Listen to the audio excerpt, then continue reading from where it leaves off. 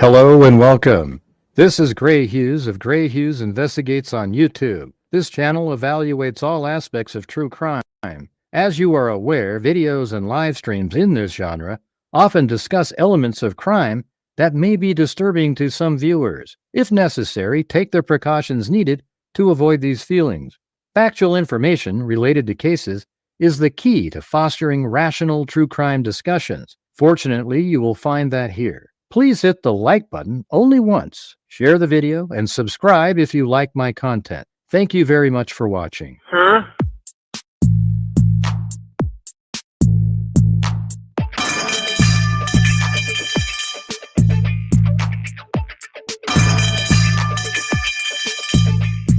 Correct.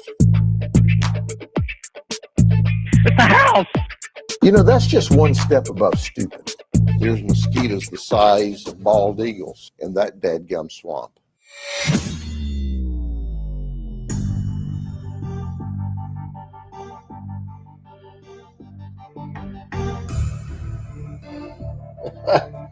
What the heck is going on, everybody?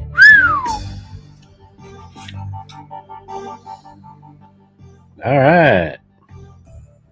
All 10 of you. All right. Yeah, it's a house.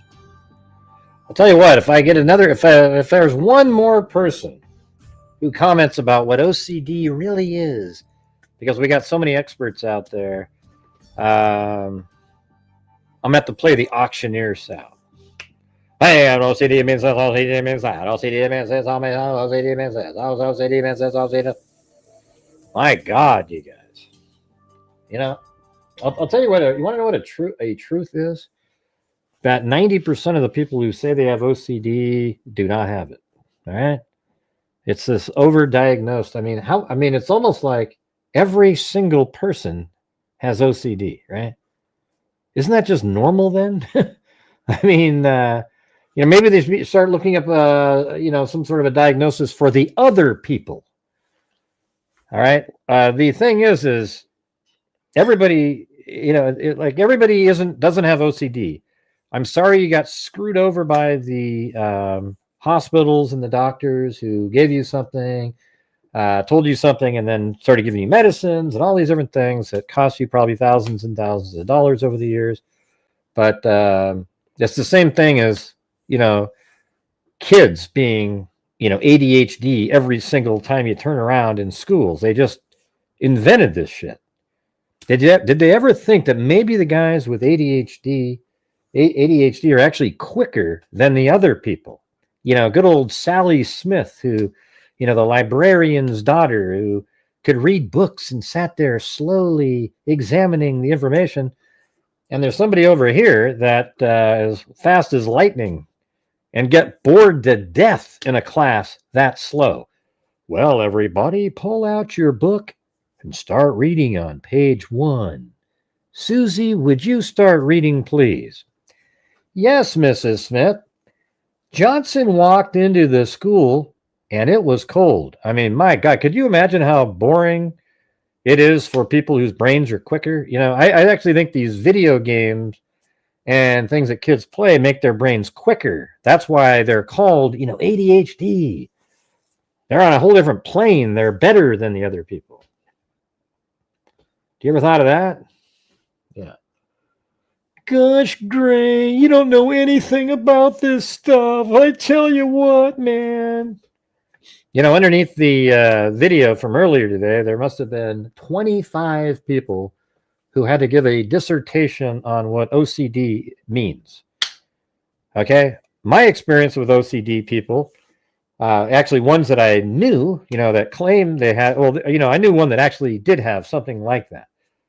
You'd sit down at dinner with them and he'd start arranging everything so it was nice and organized on the table. He would do these different things. I'm sure there's other variants and so forth. That's mine, though. That's my experience. All right. Pretty wild. Like people just, it's amazing. Everybody wants to be an expert on some topic. As soon as you bring up, he's a narcissist, everybody's an expert on that.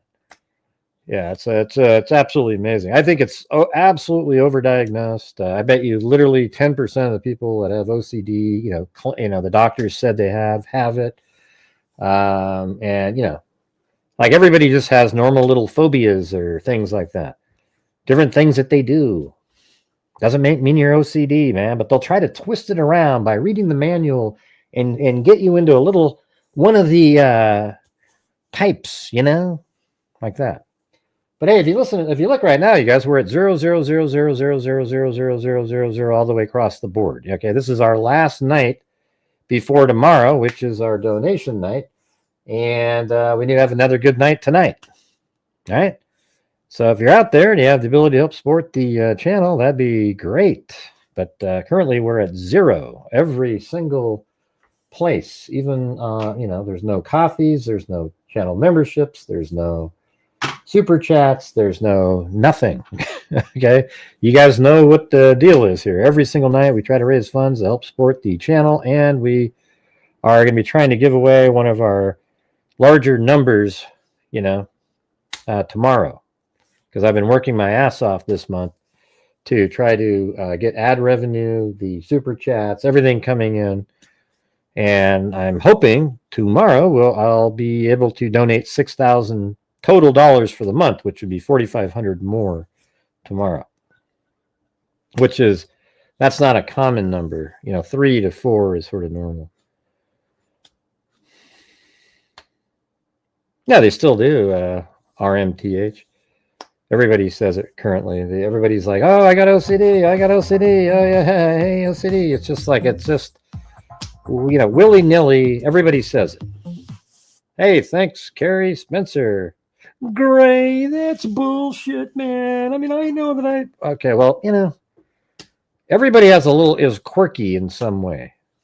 You don't need some person to tell you need meds.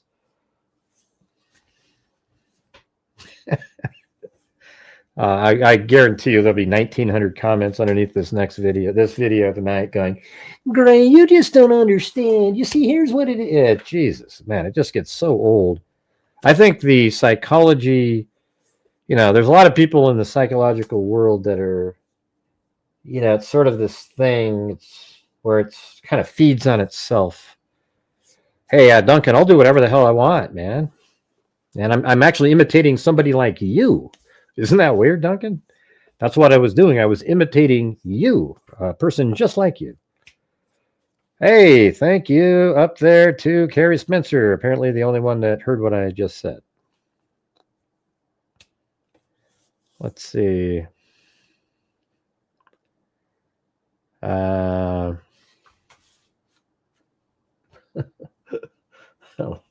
People like Duncan are so stupid. It's almost unbelievable. Oh my God. Yeah, so what tonight it's going to be is all these different photographs and whatever topic you want to talk about. You can come in on this stream yards here. I'll put it over here. I'll pin it to the top. And you could you can call in for whatever the hell you want to call in for regarding anything.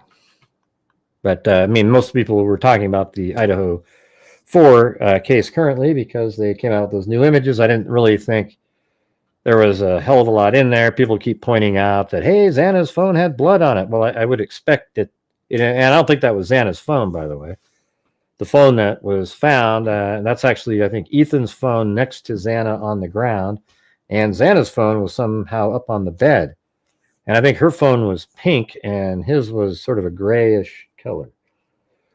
All right, and so maybe there's blood on that. Okay, I would expect that. It's not earth-shattering information to go, oh my God, there's blood on a phone in the middle of a crime scene. Then other people wanted me to point out, it's just amazing, all the different things. Gray, you seem to have missed something, I'm not claiming I'm looking at every single thing. I'm just going over the things that I think are interesting. You might think something else is interesting. I don't want to read his article, the things that he wrote about a book. That's just boring to me. Hey, thanks, RMTH and Paul Marino.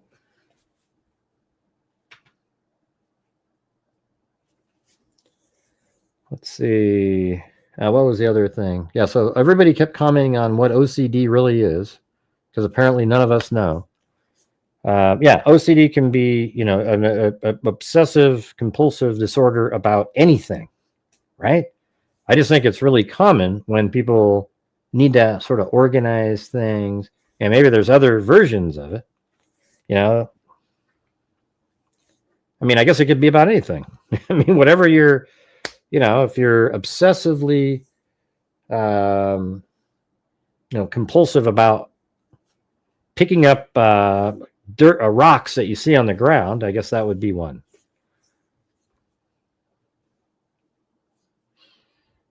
Why were you thinking Black Dot? And well, I think whenever they use people's names, I don't really know what the deal is with those little sheets that said Brian Koberger 8/11/2022. Maybe those were. I mean, there's something private that they're blocking out. Maybe it was talking about his mental condition or something, or a name of somebody. Hey, thanks, Boogie Meemaw, for the PayPal.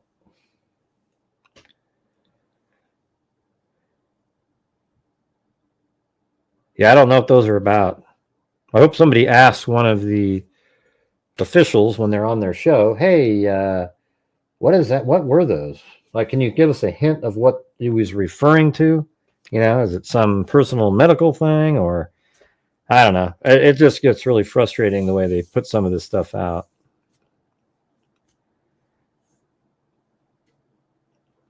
Yeah, there's nothing, there's nothing on comparing on the timeline.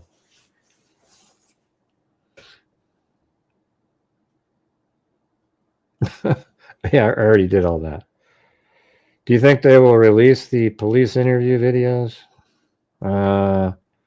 I bet at some point they might. And that would be a pretty good get. I mean, if you're able to get one of the police interviews with Koberger, it'll probably get over 1 million views just like that.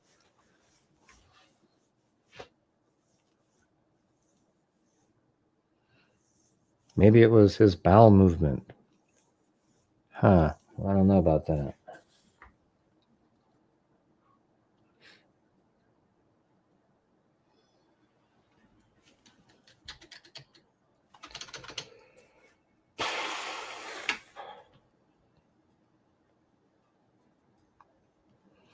Man, I got a real slow start tonight. Thank you, Dixie Hippie.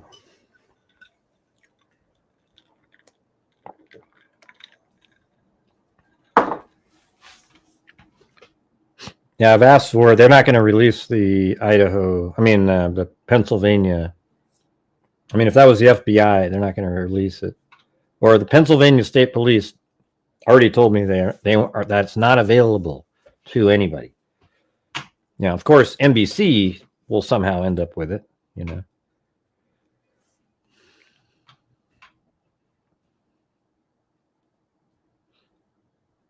Hello, pork chops and applesauce. See.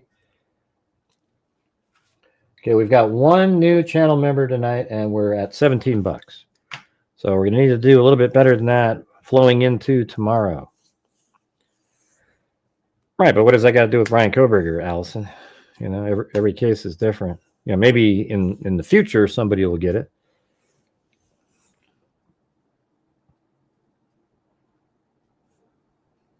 Mm-hmm.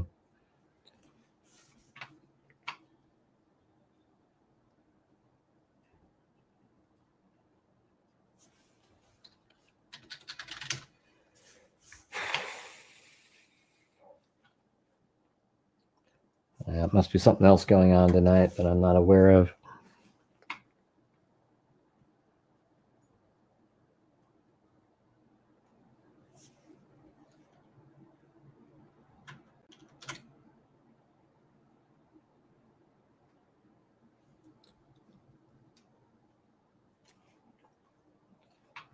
Let's see.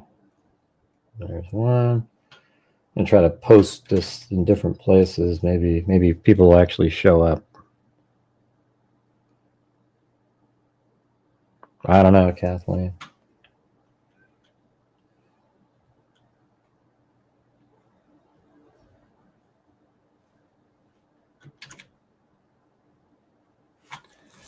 Thank you, Julianne. Very kind, very kind. I don't know. They sent me an email. I read it all to you guys the other night, what it said. I read the whole damn thing from the Pennsylvania State Police. They are not going to, it's not available to the public, it said. Uh-huh.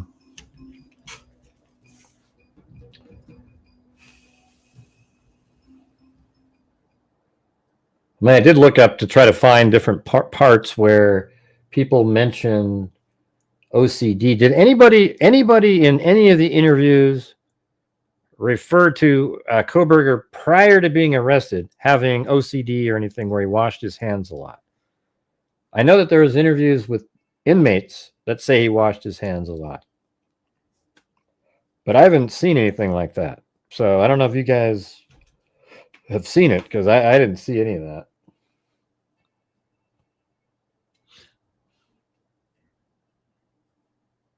Mm-hmm. Right.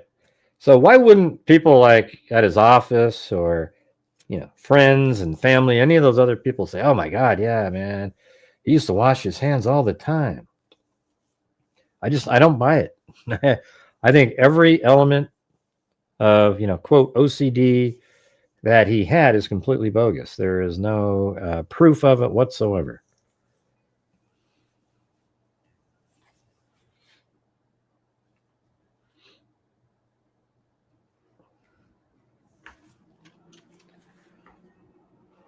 Yeah, look at this. This is one I found. I was looking for the word OCD, not OCD. I think it was something about like cleaning hands or something. Shoot. Let's see.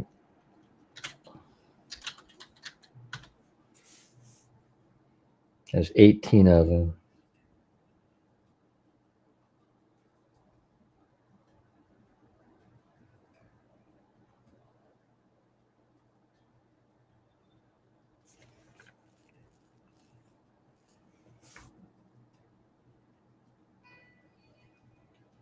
I think it was this one right here. So a cellmate here, he said he was housed with Kohberger. Right down here it said, he washed his hands excessively using 3 bars of soap per week, which caused his hands to always be red. Well, you know what? They weren't even really red in the thumbs up picture, right? I think he just, he wanted to sell the fact that he had, his OCD, and something he could do on a daily basis would be, hey, I could wash my hands every day, and somebody will notice that, and they can be a witness at trial. Oh yeah, he washes. So that's why he was separating the trash in his parents' kitchen. It had nothing to do with trying to cover up anything. It was just his OCD manifesting itself in the living room. Yeah, you see how that works? And so he does the thing where he washes his hands over and over and over and over and over and over again in jail, so that people can see it and go, oh, huh, wow, look at that. He's washing his hands. It's crazy. It's so obvious. It's just, he didn't have anything.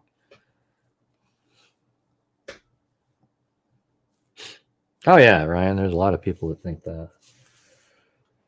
Somebody came in the comments today, tried to make a analogy to the Karen Reed case, how there's these people who think she's innocent and these other people and these creators. And I go, there's no comparison. Okay. The Karen Reed case is ambiguous. Like, we don't know. We know that she was driving, and, nobody has the truthful answer in that case that you can prove it without a shadow of a doubt. This thing, Kohberger, he did it. It's been obvious the whole time. And then, not only that, he admitted doing it and pled guilty and is going to never be able to get out of prison. So he did do it. He, in fact, is the killer. That's the thing. Brian Koberger is factually the killer in the case. So it's weird when there's these people out there who are bumbling all over themselves, still trying to figure out how, hey, Koberger is innocent. Hey, Anjanette, how's it going? Yeah. Yeah, Brian Koberger does not have OCD. All right. There are, I don't think most people who are diagnosed with OCD have OCD. I just think he is using, he needs there to be a reason to explain why he was in the kitchen separating the trash, and he's got to keep playing the game now, even because he thinks if there's some chance that he somehow, why would he suddenly, somehow he gets another shot at the, getting out of there, or another bite at the apple. He can't have a lull, like I often have on here. He can't have a lull of people, of him not doing it, where they say, well, Koberger, you seem to lose your OCD for this 2-year period of time until you got this appeal through, and now it looks like you're going to have another, and then all of a sudden you picked it up again. That would look horrendous. So he's got to keep up the act all this whole time, and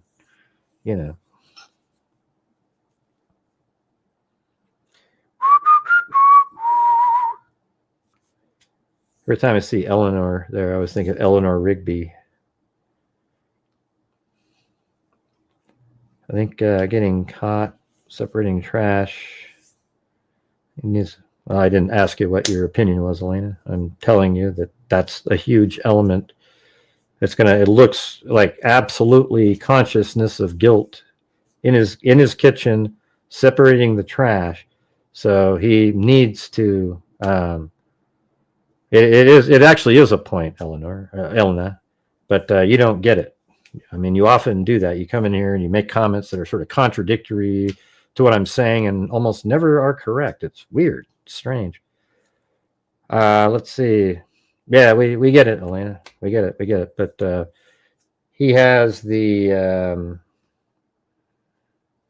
he's got the, he's got to explain why he was in his kitchen at some point, if it ever got to that point, where he's sitting there separating his trash out. It makes him look absolutely, that's a horrendous factual piece of information that he has, but you still have to overcome the overwhelming other information. This case has never been in doubt or sort of a question like, man, this is really interesting. I wonder if what we're doing now is we're trying to get all the information that's available and put together the full case, exactly how it went down. And that's what I'm doing here. I have never been confused, nor have I ever been to a point where I thought there was even a remote possibility that Brian Koberger was innocent after the probable cause document came out. When the probable cause document came out, it was crystal clear. He was, it's amazing. The two elements that are huge were in the probable cause document. That document, if they could prove just the elements in there, was enough to find him guilty and get the death penalty. It just got worse for him after that. What Narishka said. Surfer wave. Ocean hey, wave thanks, emoji, Andy Shirley. Surfer emoji. Ocean wave emoji. Ocean wave. I don't know. I don't really care what his sisters' names are. I don't look into his sisters or any of that kind of stuff. Yeah, I'm not sure why you guys are even bothering with the sisters. I feel bad for the sisters, to be honest with you. And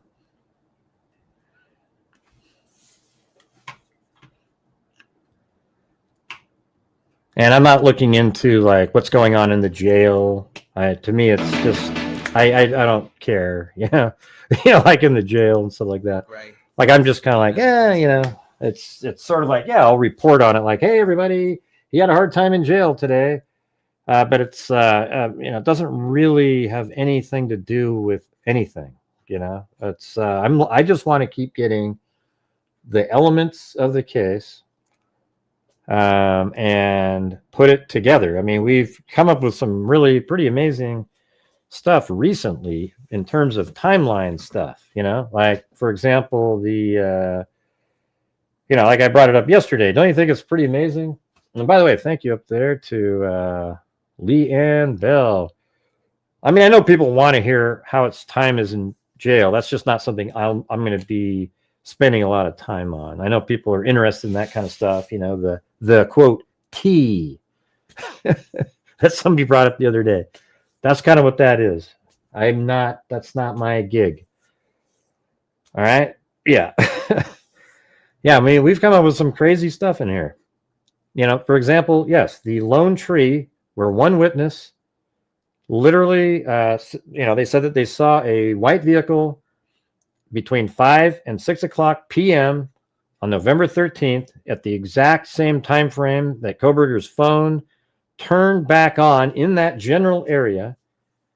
And I found the tree. I found a little bridge there. I know exactly where the tree is.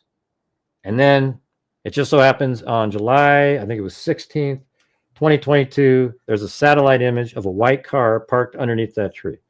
That's weird. I'm not saying that that's absolutely, related or anything like that, but there you go. Oh, Jesus. Oh, boy. Yeah, so I did that one, and then, then there's other, the vehicle might not be the same vehicle just because the windows are slightly different, but I can't tell you for sure. Yeah, right here, Elena. This is where the star is, right here. Elena's like drunk. She's wasted. Let's see. Who cares about whether his vegan dietary needs are being... Yeah, I don't at all, Allison. I really don't give a shit.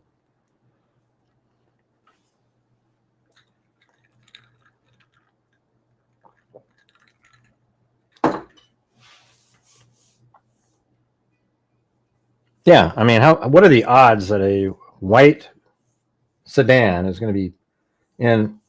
It's like a 3.5, 4 month period. There is, let's see. Like, what do you think the odds are that another white vehicle is just going to be parked right in there exactly at the time frame that Koberger's in town?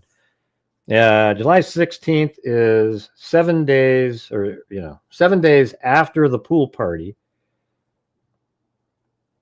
and it's let's see, what is it? Just only like 2 weeks after he moved there, to be honest with you. I mean, he moved there, on like June 30th or ish. And then 2 weeks later, after he's already been to the pool party and is stalking that house, is he already kind of finding places where he sort of, sits around? I don't know. I can't tell you 100%. In fact, I tell you it's probably, it's very good chance it's not his vehicle, but it was so startling that we had to bring it up.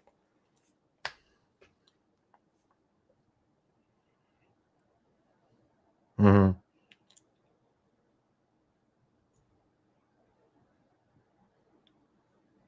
Yeah, who cares, Betsy Ross? What a waste of time to watch something like that. Let's see, we've got...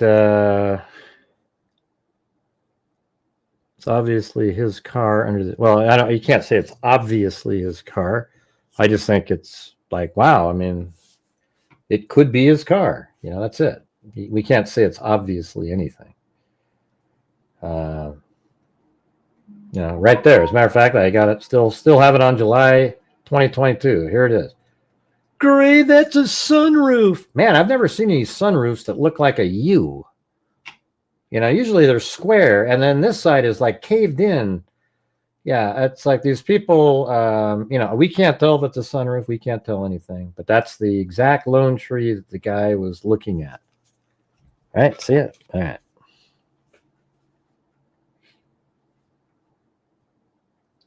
Hey, thanks, Bill. Very cool. For the Venmo there. I've already told you, Dana, I'm not going to say it again. I've said it 50 times already. Just hit the rewind button. No, it wasn't July 2022. It was July 16th. I've said it 15 times in every video that I've made, and this one right here. That's not the date. It's not July 2022. It's July 16th, 2022.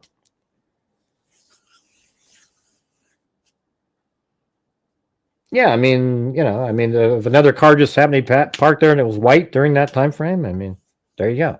I can't tell you for certain that's what it is.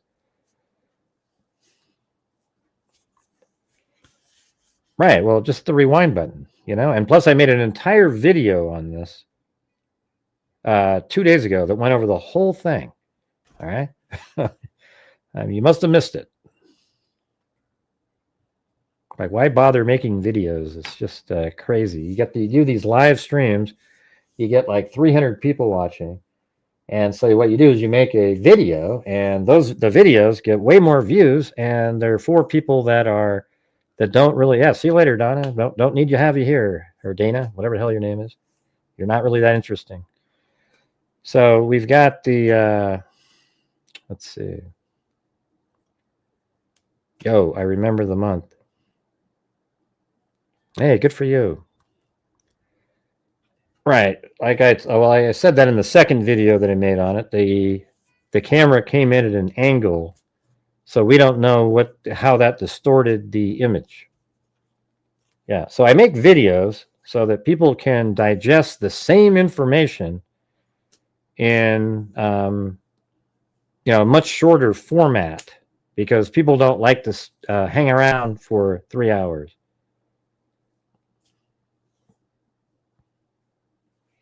Yeah, it's pretty crazy. There was a white car there. Yeah. That's why I made a video, because I thought it was strange enough.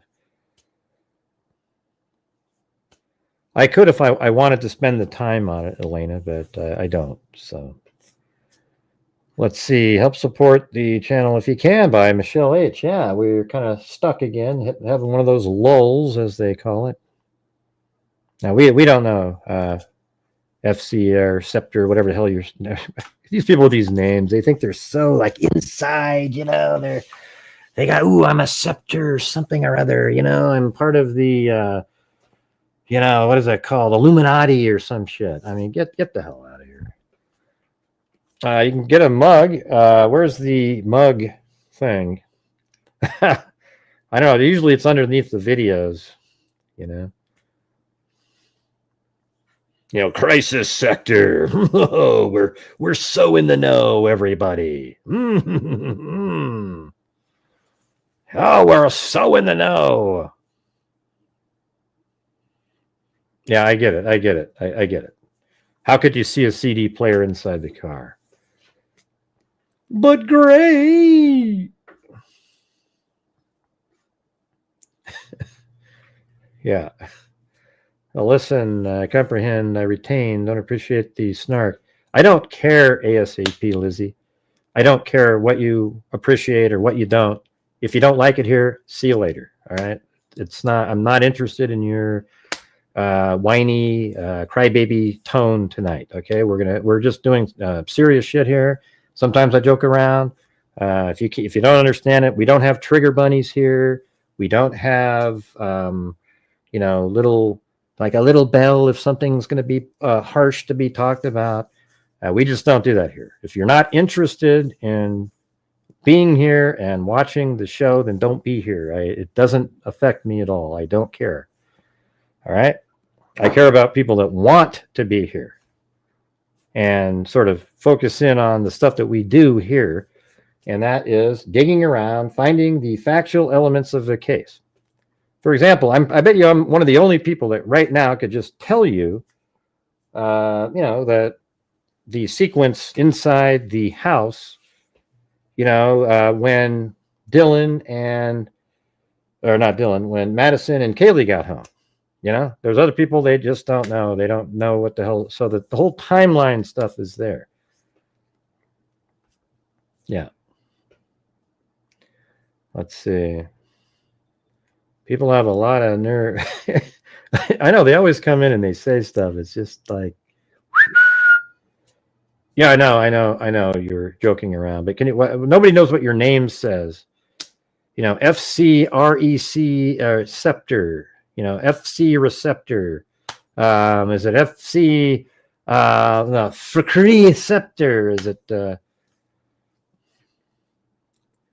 I could tell people because I'm just telling you the truth here, you guys. Yeah. Yeah, it's weird how they do that, you know. Exactly. They come in here, they tell you what to say, what to do, how to be. And it's instead of just saying, I'm never watching again. Ooh. You know what I'm saying? There you go. Look at that. Dixie Hippie typed it in there. Did you see that? I'm never watching again. I'm never watching again. That's hilarious. I was just saying that. I mean, that's crazy timing. Good one. See, that's exactly what I thought, everybody. Look at their explanation of what the scepter is. It's an immune system binding site. It's been my username for years. I work in medicine. It's okay. It's all right. It's all right. I'm just screwing around with you there, Scepter. Don't worry about it. I'm just going to call you Scepter, though. Nobody knows what the rest of that means. All right?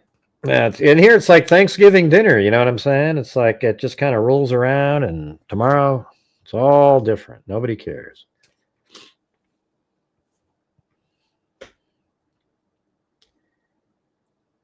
Yeah. Or, yeah, receptor. There you go. You're a receptor. Hey, that's my wife's name. I'm not going to call you the same name as my wife. I mean, Jesus.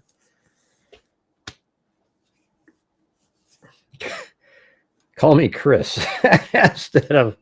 Yeah. Okay, well, why don't you put a dash at the end so I can remember? You know, you think the next time you come in, I'm going to remember that? I just might, though, just based on this conversation here. Yeah, you know what I think YouTube should require is everybody use their real names. I think that would make a lot less of the crazy people who show up here. I use my real name. I can tell you, I bet you anything, Anjanette Levy deals with the same nut jobs on her show. I just don't care in mine to go right after him and trash him into oblivion. I don't really give a shit. But she has the same nut jobs that show up in there, and they don't use their real names either. So I think it would change a lot if people were required to use their real name. And only people that use their real name can chat. I think that'd be a great way to do it. You know what I'm saying? We are all their voice. What? Have you seen what some real names are? I don't know. I mean, use your real name. Like, I bet you Carrie Summers has her real name there. That looks like a real name. I bet you Mariska's name is that's her name, I bet. Maybe not, though. Sandy Shirley, I'm pretty sure that's her name. You know? Hey, look, we got somebody that showed up. We just do voices over here, though. I mean, you don't want to be on the screen, do you? Oh, wait, I got to turn off my audio. Fix the audio. Hold on.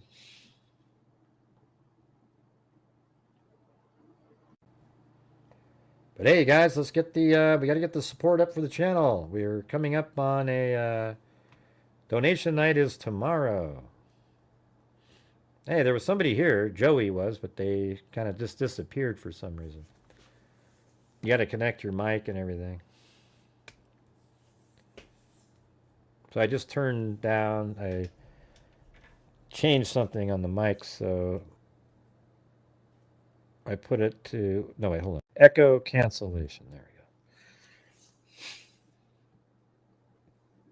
Wow, General Sorrow is your real name. You were born that way. Wow.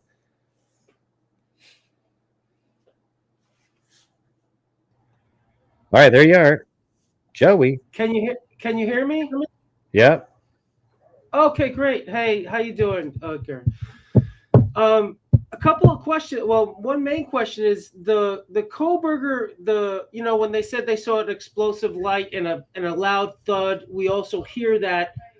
on the neighbor's mic Mm-hmm. captured. What is your theory on that thud? Because I wonder, do you ever think maybe Zaina got into Xana, but was yeah. able? Yeah. Xana I was think able- I think she actually. Well, you asked me what my theory was. So I'll just go right into that. Yeah. I think it's that the table right next to the bed, the end table. It's right next to the bed was turned, and they took. I think she got sort of shoved into it and went, and that's her blood on that. And I think then she sort of got up, and then she got attacked again, and then goes to the ground. I don't think we actually hear that sound, because I don't think it would make that sound. I think the sound that we hear is like a crashing of that table into the wall there, and blood got on it.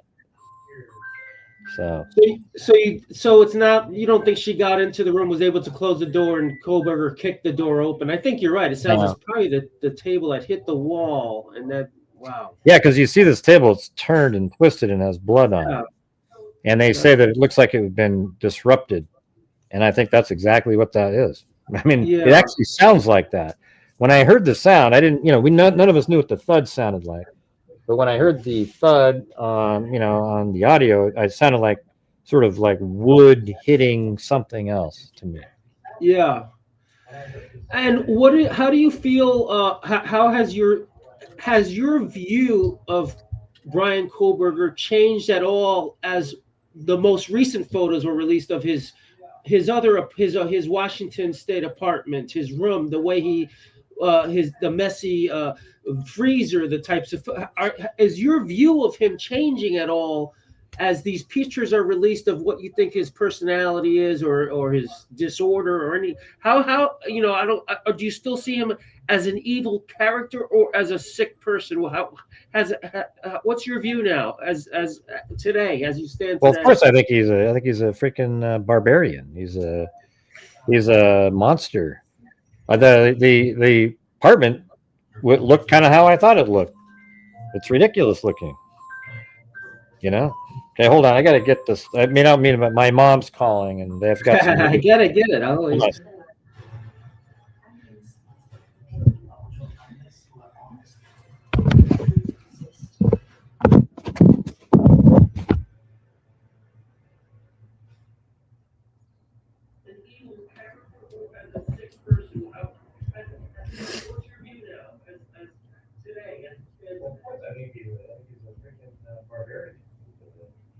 He's a monster. I thought it was something bad happening there. You guys, we need your support on the channel tonight. You guys, we're only got one new channel membership, etc. Come on, get moving. All right, so we've got the I don't think anything differently of him at all. I don't feel sorry for him. I don't think there's something. I think he's a person who's just. I think he is evil. I think he is a pile of shit as a person. Disgusting human being. I'm not sure why, looking at that house, you would have a different belief of him. He looked like a loser that showed up there, and all he went to that school for was to kill. He didn't go to.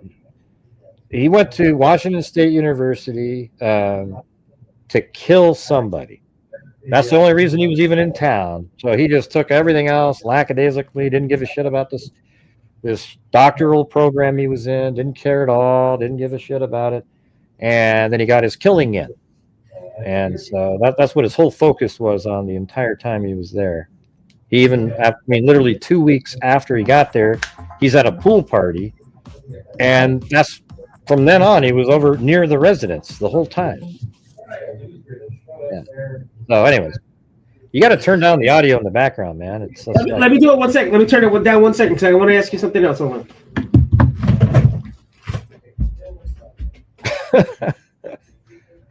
Yeah.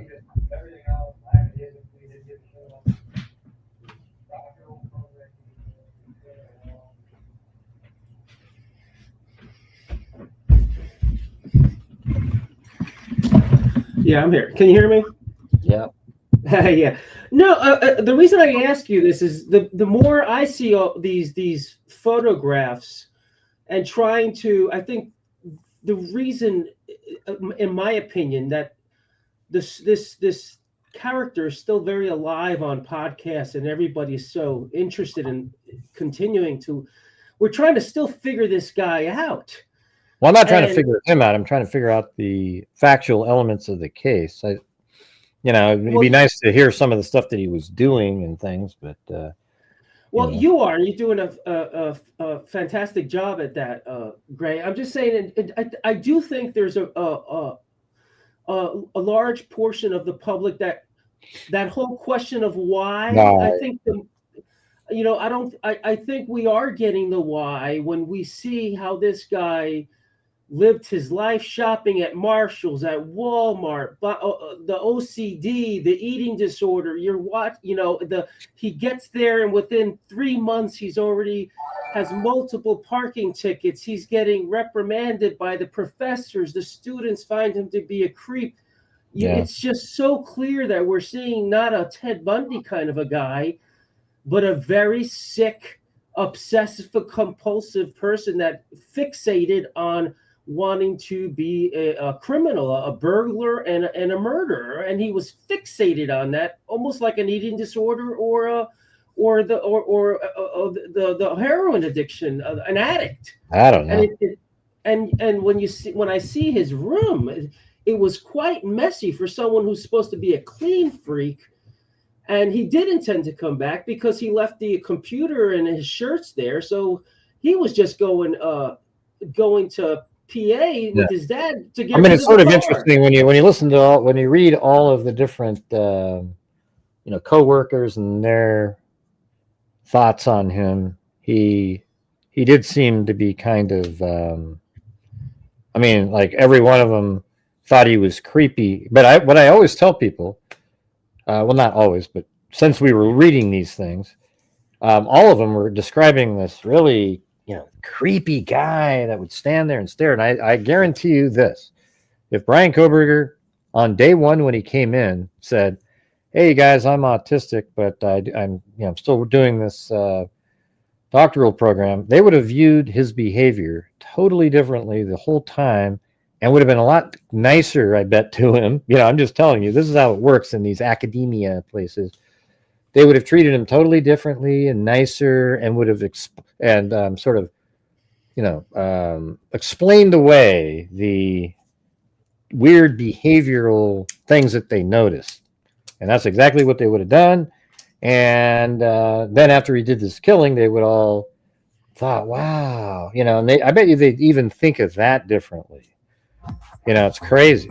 I guarantee you they would have, though. They would have excused him had he said he was autistic. They probably even wouldn't have called him creepy anymore. They would have felt ashamed of themselves for saying that. Yeah. You know how it goes in the academia world. They're always there because they're so much brighter than everybody else, What about I thought one of the most interesting things that came out this week was the professor that he was a TA for, basically saying the guy is not that smart. I agree. I do not think he's that smart. I think he's just studious and OCD on his papers that he writes, but I don't think he's such a bright guy. I think, that's what I was saying in my video today. I think he's kind of dumb. He's dumb. I think he's just sort of this... I think he tried to make it seem. I think he must have had really lazy teachers over there at DeSales. They probably weighed his papers. Oh wow, 50 pages. Yeah, that's an A, guy. Because these other guys, finally, when he's in a doctoral program, they're reading it and they're going, "This is garbage." You got a couple of good grades in there, but they were looking at it like, "Man, you're just sort of, you're almost like you didn't even read the book." Right. And I think that's what he would do. He just sort of spoke in a way that made people think he was intelligent, but he really isn't behind the scenes. I don't know if he's dumb. I wouldn't say he's dumb. I just think he's very mediocre compared to what people seem to think he was. It's almost like an idiot savant. He can just focus on something and really obsessively conquer it. He was. I'm sure his papers presented. They appeared to be very scholarly, but he really didn't have any bright new ideas. He's just kind of regurgitating the same old from what he's reading. What about the gun? What A lot do of you think about the YouTubers, gun? by the way, a lot of YouTubers do exactly what you just said. They Not just you, though. regurgitate what everybody else says and pretend that they came up with it. It's amazing. You got the 3D maps. You got the animation. You're rocking this thing. You got the dancing characters at the end. What about the gun? What do you think the gun in Pennsylvania was just in Pennsylvania? It's a gun state, and he just happened to have a gun for. I know he had bear spray. You think it was just for hunting, or do you think that gun was to take? Well, he might even had it with him when he went in the house that night. That might be what he held in front of him as he was leaving. Don't really know. Oh, that's interesting. Yeah, maybe it was a gun, because she even said that. Dylan Mortensen. She thought maybe it was a gun. He had his hands on it together, kind of in a triangle. But I guess if you were holding the gun with two hands as you're exiting, maybe it would kind of look like that. Yeah. What about the bludgeoning of poor Kaylee? Do you think that was what is your theory of the, because the police said they could never figure out exactly why those markings on her face. Do you think it was the back of the knife, or do you think, I know his wrist was swollen and he told people in school it's because he's a boxer. He clearly punched her, but they still noted a series, some kind of weird form that was used, some kind of a pattern. There was a pattern. What is your theory on that? I don't know. I mean, it could be the handle end of the knife or something jammed in her mouth. I really don't know. And I mean, it's like, that's one of the weird parts to me is, he goes in there and he has a knife apparently in a sheath, and then he takes the knife out of the sheath, and what does he have to hold on to the sheath with his hand, or he puts it down while he's killing everybody? Like, who the hell would do that? I don't know why somebody would do that, but whatever that is, if he put that in her mouth, he'd probably have to have both hands on the blade to be able to do something like that, or on the knife. So I'm not really sure. I don't even really have a good speculation on what the hell that mark is, other than what I just said. Oh, but there have been some people who have theorized that he had his belt loosened because he intended perhaps to violate Maddie, and then Zaina basically interrupted that, and quite frankly is ironically a hero, as horrible and heinous as this tragedy is. Who is? Zaina, by walking into that and with her, by ordering that food and hearing the ruckus and going upstairs and interrupting that. She called attention to him being spotted by Dylan for the noise to create, for the sheath to absolutely accidentally come off of his belt. Well, that's what you think. I don't agree with you there, but why? Tell me what you think. No, I think I think it's possible that it got knocked off accidentally, but I think it's also just as likely that he left it there intentionally as a calling card. And he left it, and the thing is, that's why the sheath itself was so clean, with only one single source of DNA on the underside of the button snap, as if he had cleaned it down, knowing he was going to leave it there, and merely missing a spot on the underside of the button snap. I think it's very possible that he left it there intentionally, and I think it's also very possible he left it there accidentally. I don't know what the answer is, but I think it's ridiculous when people go, "Oh, there's no way he left it there intentionally," blah, blah, blah. It gets really old and kind of makes me angry, actually, because it shows a lack of reasoning on those people. But Gray, the reason here's one to think about. He wouldn't have gone. Why would he have gone back the next morning? He didn't. See, that's the thing. So you're saying some of the stuff that a lot of people that don't know the case very well say all the time, over and over and over and over and over again. He didn't go back to the crime scene. He drove back to Moscow, Idaho, and he's not on the camera. He just showed up in the area to look over his crime scene, and then he drove home. And when he got home, he puts his thumb up in the air and goes, "Yeah." Now, if he left a knife sheath at the crime scene accidentally that he didn't clean, do you think he'd have his thumbs up in the air when he got home at 10:30? I think the answer is no. He'd be shitting his pants already. He would be tripping out. He drove back there at 9. There's nobody in the world that would go back to a crime scene at 9 in the morning. They might have gone back at 6 when he got home. Oh, shit, my knife sheath. But he goes back there at 9 when everybody's moving around and bustling around, et cetera, et cetera, et cetera. And there's no evidence that he went back to the crime scene. His cell phone utilized the same cell tower yet again, because there's only like 2 towers in town. I think he probably drove back on that road behind Sigma Chi, looked over, and he probably realized, I'm the only person that knows inside that house there are 4 dead people. And then he drove home and put his thumbs up in the air because he felt good about it. You know, hey, it was better than I thought, you know, like that.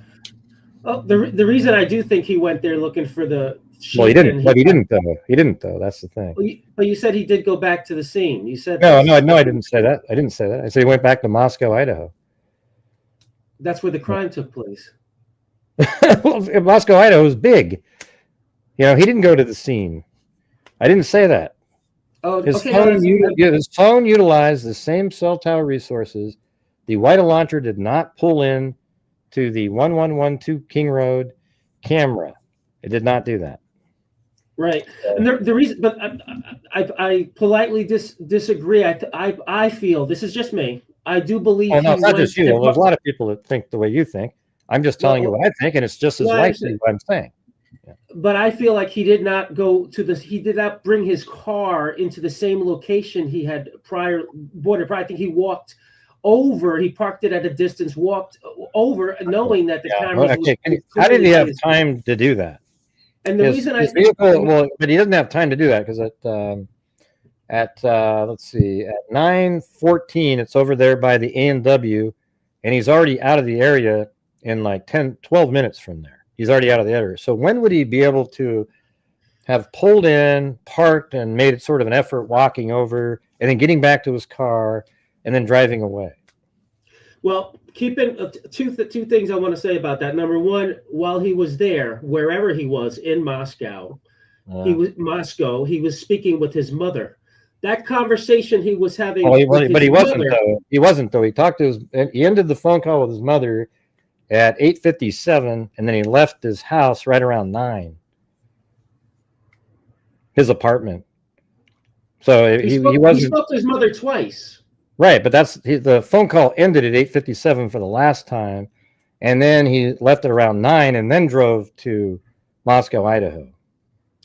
Well, yeah, I didn't say he's speaking with her there. I just think that whatever that conversation was, it was a cover for whatever he was. He would have had his mother to. He would have said, "Well, I was talking to my mother. I told her I was going to Moscow to go to Walmart. She asked my mom. I told." But the main reason I say this about him going back, not only from his classmate on the special on Amazon, his colleague felt that way, but Bundy in the early murder career of Ted Bundy, he did this. He went back to the scene to recover things that may have fallen. An earring, I think it was from the college when he abducted a girl. She had dropped her earrings. He actually went back on a bicycle to the scene to make sure that there wasn't anything lying around. That's why I think he may have visited, but we'll never know until, I guess, for sure. But I mean, we'll actually never know the answer to the question, because unless he says he did do that, left it there. Because the thing is, if he says he left it there intentionally, that's the only way we'll ever know that he really left it there intentionally, because Kohberger seems like somebody, if he had left it there intentionally, knowing what a blunder it turned out to be, he wouldn't admit to doing it. He would pretend that, oh, yeah, I came off in the fight, you know. He would never admit to it. But if he does say, yeah, I did leave it there as a calling card, that would be absolutely the truth, because it makes him look like a bumbling idiot that he didn't do something so simple. But if he says, no, I came off in the fight, we'll never actually know. I mean, that's the thing, is we'll never actually know. So when he goes to reorder the sheath online, which he attempted to do. Right. I think he was going to be leaving. See, my thing is, I think he was going to be like a serial killer leaving, like his same calling card at different places. So he could have been purchasing another sheath to do the same thing at another time or another place. So they go, ooh, wow, look at the same. Another K-bar knife sheath was left at a crime scene. Now you might say, well, he was just trying to replace the sheath so that if he was asked, he could go, here, look at it, here it is. But then he didn't end up buying it because he knew that it would be a record that would push, look back at him purchasing it, and then it would sort of, well, where did the one go before? I mean, the only people that order knife sheaths are people that are missing, that don't have a knife sheath for the knife that they already have, or lost it, or wanted a new one or something. It's like, sort of interesting. Nobody collects knife sheaths. That's not true, Gray. They're just, who the hell knows, right? Yeah. How do you feel about how the Chapmans handled not going to court? I have so much respect for how they handled everything. It blows my mind. Just every family handles it differently. I love the Gonzalez family but still the way the Chapmans handled it, there's such a maturity there. I mean, the mom. I like it, but I don't like. Here's what I don't like, though. I mean, I think it's great. I totally get it. The judge decision and the, not wanting those families to have to go through all that hell for all those years, and then I don't like what they're doing now, though. Now they're trying to keep documents and crime scene photos that are redacted. They're redacted. I would say this: if I was a judge, I go, we're going to allow every crime scene photo out there, but we're going to completely redact with black outline each of the people so you can never see them. Yeah, that's what I would do. I think it's just kind of ridiculous how you got that, and now you're denying society the ability to sort of figure out what's happening. Now, I get it, like not wanting literal crime scene photos, like in the Jodi Arias case where you have Alexander's face, his head's almost cut off and he's out there and everybody sees it all the time. And that sucks, but that's not what they've been doing here. These photos have been redacted. You can't even see really Ethan Chapin. You can kind of barely see sort of like maybe he's over here. You can't see Xana. You can't see Kaylee. You can't see Madison. Yeah, I think Maddie's family were the one who instigated that idea, and then Chapin's joined in on it. I think the blood scene on Maddie's pillow was pretty bad, and it probably really disturbed them. But I agree with you. I agree with you 100%. This should be a public. They don't have to look at these pictures. It is disturbing, but it doesn't show them, and that's really kind of what it's all about. The only thing that needs to be protected maybe is the people, the individuals that were killed. That's it. Yeah. Mm-hmm. Not the, like maybe a blood spatter here and a blood spatter there, because this is how you can kind of piece together what actually happened in the house. But anyways.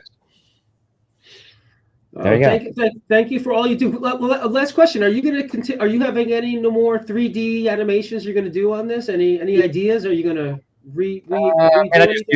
I just use it as sort of a supplemental. I don't really have any. It takes way too long to make, like the animation I made before, to redo another one. It would barely change. My animation was actually, if you look at it, it's pretty close to what they're saying. You didn't sit in a chair. You didn't go to the bathroom. I just threw the bathroom in there to create time. Yeah. Even, it's amazing when you watch my animation, if you get rid of the bathroom time and him sitting, you could shorten that homicide to right around 2 minutes and something. And it looks natural time. It's not some crazy, sped up thing or anything like that.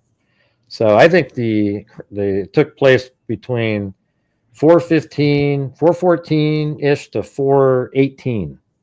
I think it's like a 4-minute window where all the murders took place. Do you feel compelled to revisit the site, or if there's a memorial? I have thought of maybe going back out there again, because I was so depressed the last time I was there. I was just like, I was getting all this stuff ready for a trial. Yeah. And then all of a sudden, he pleads guilty. Yeah. And I didn't get to all the stuff that I was filming and everything. Just sort of became like, I don't know, it's just kind of depressing. I think I could have shown this trial in a way that other people couldn't do or can't do and never would be able to do.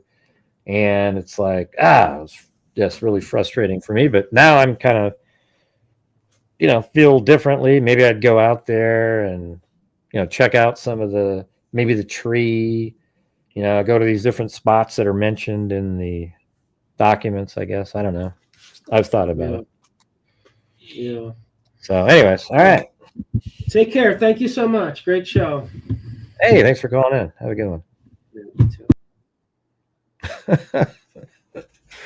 Yeah, I can't believe people are still talking about but hey, you guys, was there a reason we're struggling so much tonight? I mean, look at we're at 0 on that little goal thing that I just set up there. We are absolutely getting smoked in here. We've only got 5 new channel members. We're at we're only at like 30-something% of the goal. And that's what happens when we do the call-ins, you guys. So while we're doing these shows, if you guys could please help support the channel, that would be great. My channel relies on your generosity to reach the goals and make it so that at the end of the month, my channel survives and we're able to give a ton of money to various places. And this month I worked my ass off with the videos, etc. And we're just sitting here and I mean, it's really frustrating. I mean, during that entire call, we just were on a complete standstill. And I'm not really sure what to say about that. I've gone over this. I've explained it to you guys every single night. And I just don't want to have to keep doing it. You guys know what's at stake and what we're doing here. And if you guys have the ability to help support the channel, that would be great. I don't know why I have to keep doing this. I think I do a good enough job not to have to keep asking over and over and over and over. All right. So if you guys could please help support the channel, that would be awesome. Thank you. Jesus. Let's see. Yeah, I've done multiple animations. I have one that's a 9-minute one. I did one that 7-minute one. I did another one that is 7 minutes was ridiculously too long. And then I did an animation with an actual, maybe I'll put those out there. I'll do the 9-minute one, the 7-minute one, and then the real time one. Smiley face emoji. Hey, thanks, Kerry Summers. Thanks for working. Yeah, I mean, that's it. I do. I mean, this month I made tons of videos, all good videos. None of them were shit videos. They were all unique, thinking about stuff. And then I'm over here doing live streams, and I need your guys' support. We've only got 5 new channel members tonight. Not good. Yeah. Yeah. Yeah, I want to do like the, probably Rex Heuermann. There's always these cases that pop up, but, sometimes there's no information on them. Rex Heuermann's probably one that I've covered that a lot. And, one of the worst feelings in the world is once you tell people, hey, you guys, I need your support, and only one person does it, then it's like a complete, like a mental, it's just a really shitty feeling, Right. He took his own car to the murder, among other stupid mistakes. He's not as smart as he thinks. That is really dumb, isn't it? Except he thought because he was changing his plate in a couple days, that should be all that matters. Yeah, we're only at 50% of the low end of a shitty goal where I wouldn't even be able to donate the 5 memberships. Yeah. Let's see. Yeah, this is just one of those nights again, I guess.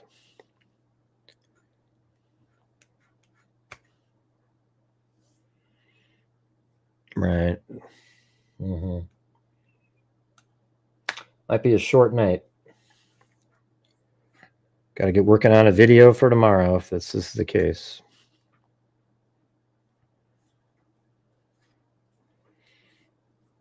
Yeah, well, the DoorDash person said something like, she was pretty accurate. She just thought she parked right next to Coburger. But I think what she was referring to is that she this car drove by, because that's the person she described. And maybe she was just saying she parked right next to him in that interview just to sort of, try to get a little more credit to get off the ticket. Get out of there, not the ticket. Hey, thanks, Joan. Joan Bazik. Right. These people just don't know what the hell they're talking about. 6 figures. Yeah, I hope I make over 6 figures. Yeah, Jesus. Man, I like last year I donated 47,000. So yeah, you'd hope you'd make 6 figures, because then you only get to keep like 60 something. Let's see. Do you think she saw anyone hiding in the window? No, I do not. Flushed face emoji. Notice today's Coburger PA license expired. Oh yeah, right. Yeah, like I was saying, he got a new one. Well, I guess 2024. I see what you're saying, but yeah, he had to replace his plate just like I think 4 days after that murder. So he timed everything up for that reason. And that's why he was in such a hurry. This was his last time. Everybody's going home for the holidays. It's the last weekend, party night. This is it. And he's got to change his plates. And I think he absolutely timed this. And that's why he just was not going to take no for an answer that night. He was going to do it. What was that question that was up there?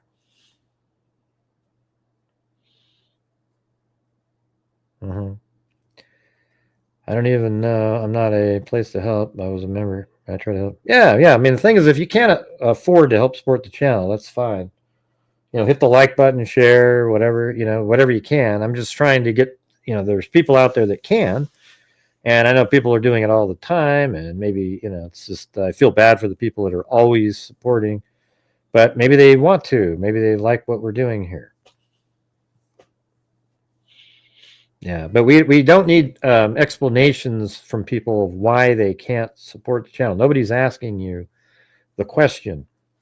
But when you have 400 people watching, it shouldn't be that difficult to reach a somewhat of a goal. It shouldn't be difficult at all. Yeah, I think his birthday wasn't his birthday the 22nd, or is it 21st? Can't remember.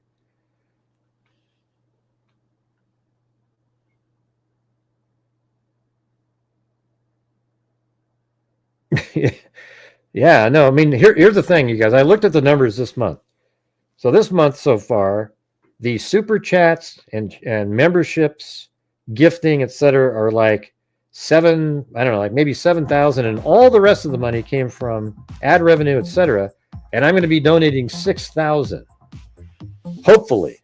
But tonight's sort of set us back a little bit. So that means I'm almost donating the entire channel membership and super chats.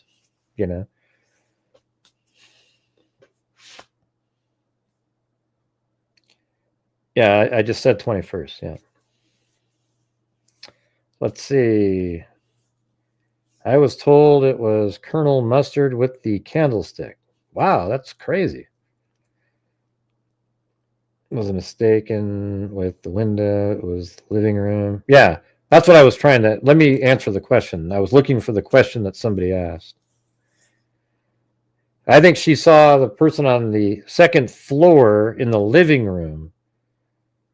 Not, there was nobody ducking around. And even if she thought there was nobody ducking from her. That's just her thought that she had. Okay, she's a little out of it, There was nobody ducking. There would be no reason for somebody to duck. I think it's Xana Kernodle was in the living room, maybe even playing with Murphy. Doesn't that make sense now? Because Dylan said she heard somebody playing, and she's sort of, whenever you're asleep and you're kind of waking up and falling asleep and waking up, you conflate things that are going on. So Xana's in the living room right around 4 o'clock, playing with Murphy in the living room. Then she goes down and gets the meal, and that's who she saw in the living room. You can't even see somebody in a car to duck from if you look outside. So you're just like, she's in the living room, then she goes down and gets the DoorDash at like 4:01, and that's probably the light that Bethany she saw a flash because it was the light as she's going down the stairs. Then she gets the meal and comes back on. But Bethany's mind is just, oh, I saw a flash. You know, she's not even awake. All right. Then Xana goes upstairs and probably eats the food, and then eventually, you know, maybe even gives a bite to. I would be interested to see if they had checked the stomach contents, had Murphy throw up or something, and see what he ate, because I bet you she gave him some bites of something. And they were playing around, and then I think at one point she said, "Well, Murphy, it's time to go to bed." And that's what Dylan heard when she said, "I'm going to bed," because there's nobody that anybody in there is talking to. Xana's not talking to a soul other than a dog. You would say, "Well, we're bringing you to bed now. Come on, Murphy, you got time for bed," you know? I mean, that sounds about right, right? "Hey, Murphy, time for bed." And then, of course, Dylan would think that was Kaylee because, oh, there's a dog down there. So then you go up the stairs. I mean, this makes, what I'm telling you right now isn't something that I'm willy-nilly just sort of throwing together. It's from really thinking about the reality and the factual elements. Hey, thanks, Roger S. So she's downstairs and says, "Hey, Murphy, it's time to go to bed for you, man." You know, whatever. And then, so this is like after they're playing in the living room, they go get something to eat. Then she's taking Murphy upstairs, and it so happens to be the same time that Koberger is upstairs already and has been up there.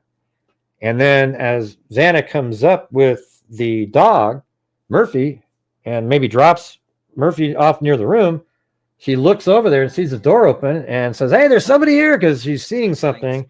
And it looked, he's already killed Kaylee and Madison at this point. Thank you, Truth Seeker. And then she goes running down the stairs, and Dylan said she heard these really heavy footsteps coming down, and she thinks those are the Doc Martens.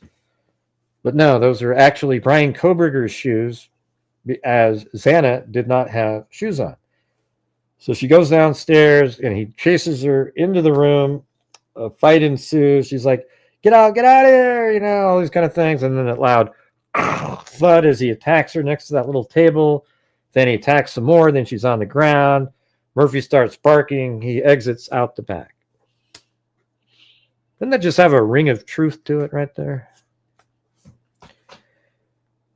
I don't know what he was wearing. I have no idea. Yeah.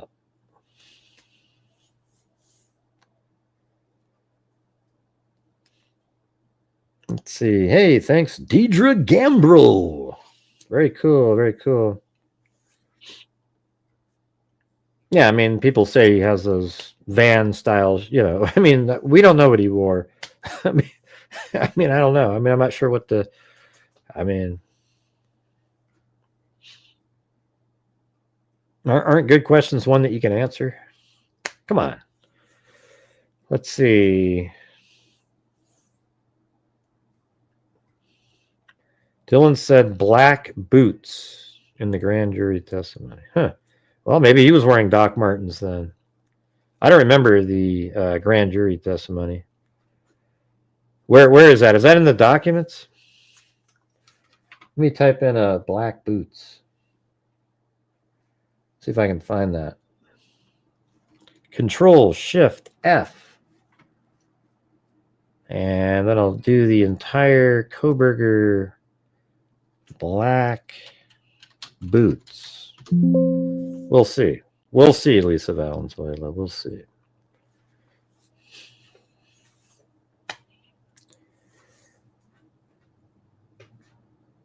Yeah, he definitely wasn't barefoot. Oh, looks like it found something. Oh, let's see. She described, I guess it isn't here. Let's see. I couldn't see any of his hair, but I remember just like seeing like, it was like almost rectangular, like not the circle ones. It was rectangular because I remember seeing like, just like, I don't know how to explain it. Just seeing like this, maybe I'd be able to see like a cross, but I don't remember seeing his eyes, but I feel like his eyes were there. Some of this stuff is actually sort of funny. I mean, I'm just telling you. Well, yeah, I would expect his eyes to be there. I could just see like an eyebrow. I feel like that's how I know he saw me, because I could see his eyebrow. Right. So that doesn't mean he saw you, because you saw his eyebrow. You would see only one eyebrow if he was facing perpendicular to you. Like if I can see his eyebrow, he can see me. See? So that's a lot different than what we had already been told, right? All right. And then right here it says, from what I remember, I think he was like just like walking past that little wall and going towards the kitchen. And I don't know, like I just remember seeing an eyebrow. I don't know why. I just see one. It was just like one bushy eyebrow. I mean, ChatGPT thought this. I mean, we had some hilarious moments with this one. I don't remember the color, like the full shape. I just remember it being bushy. She described his clothing again, stating the male was wearing black long sleeves. Do those Dickie suits, are they long sleeve or black pants and black boots, she said. At the end of the interview, Dylan Mortensen drew the mask for the interview. Now, let's see if there's a whole bunch of other times it shows up in here.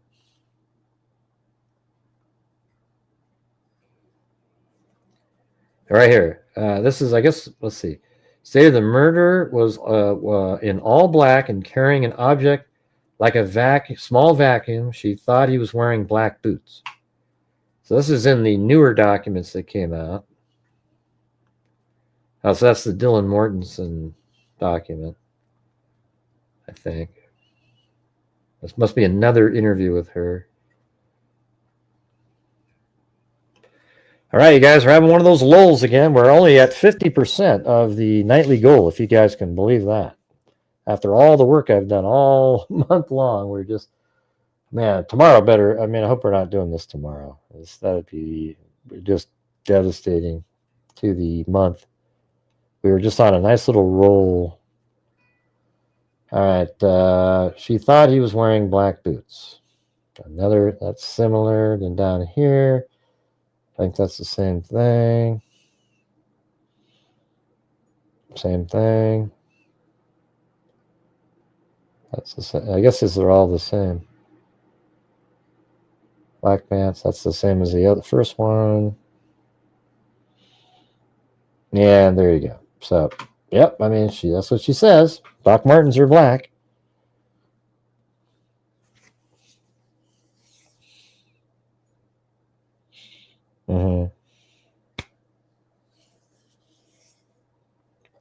He was on the step on his way down. Otherwise, she would only have seen his back. So he was on. No. Man, come on. Aren't you guys ever around on the show? I've gone over this. I mean, I don't mean to be. I'm getting so frustrated, you know? People come up and have such crazy thoughts. I'm going to have to show it again. We've gone over this literally 1,000 times. And I don't know how to make it any clearer. So I guess that's frustrating.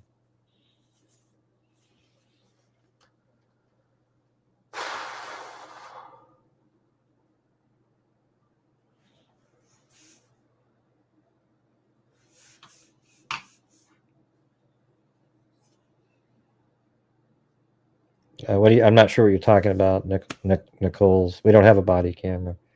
I'm just going to do it the way I want to do it. I know the one that you're talking about, but I've got something better than that. Yeah.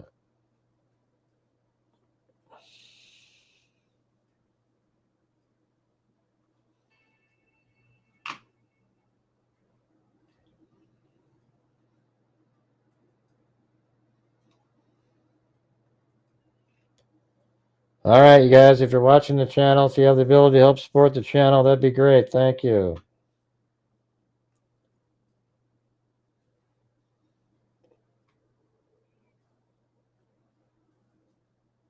for the 700th time. Let's see if I can get the right here. Crime scene. 360. And right here.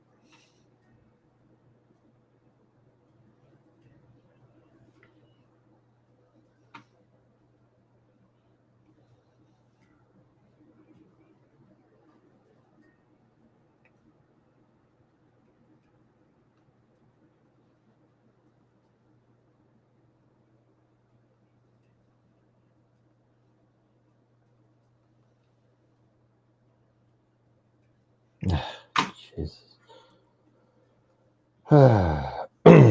Shut down.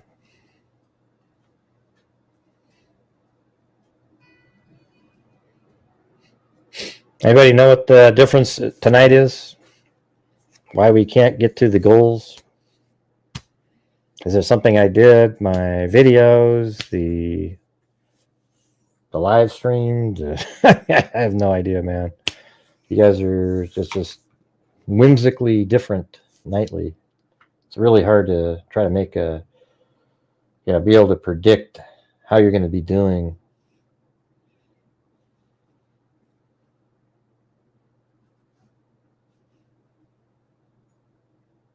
Right. All right.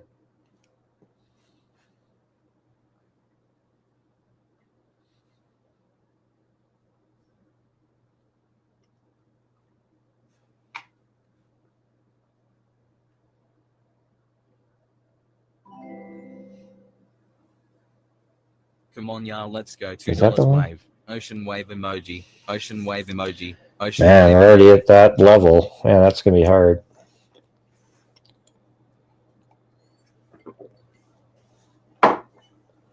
Thank you.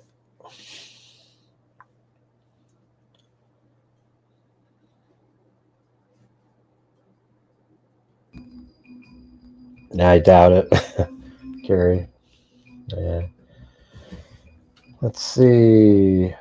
So there's that. All right. So here we go. We're inside the house right now. This is what it looks like. Absolutely looks exactly the same. All right. You're paying attention? Up there. We are their voice. Paying attention? This is how it works.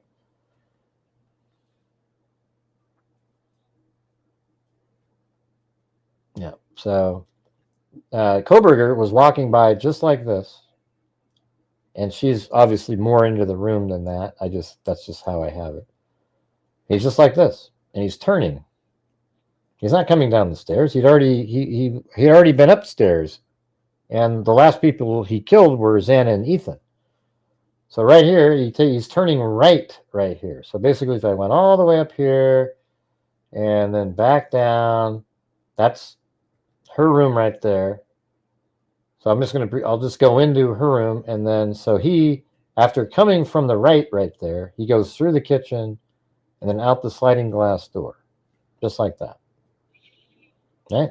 So so from down here, I mean, this is pretty good imitation. So right after he kills Xana and Ethan, he goes like this, and then out this way, and he takes a right now, and all she sees is his left eyebrow. Right? All right.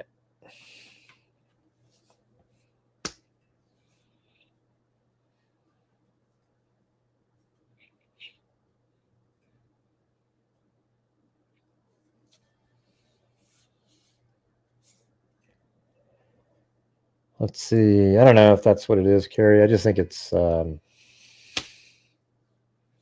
just is what it is. Some nights people just aren't willing to support the channel, I guess. I don't know what it is. I don't have an answer. I'm not sure what that means. Thanks, you down one step. What? Don't try to pretend that that's what you were saying. There's one step into this little area here. That's not what you were saying. Okay.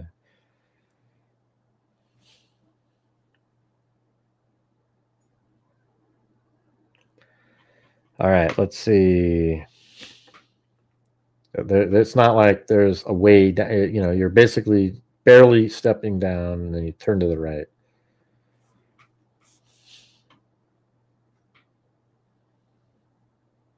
Mm-hmm.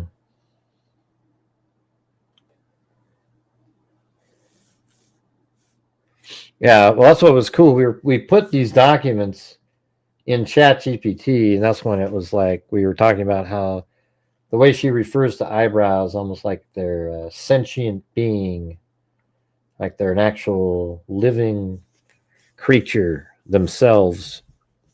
Because all I saw was like this eyebrow. You know, I didn't really see anything else. I just saw an eyebrow.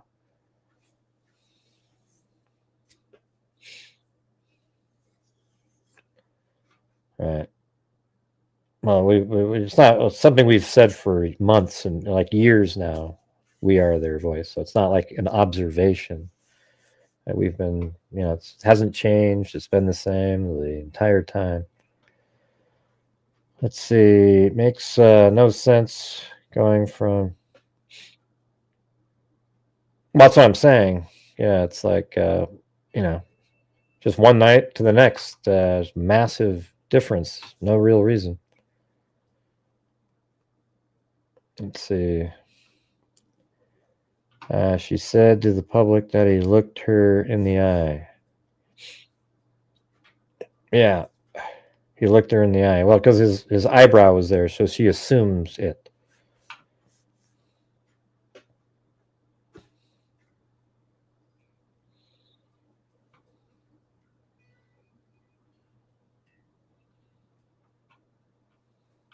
Any other thoughts?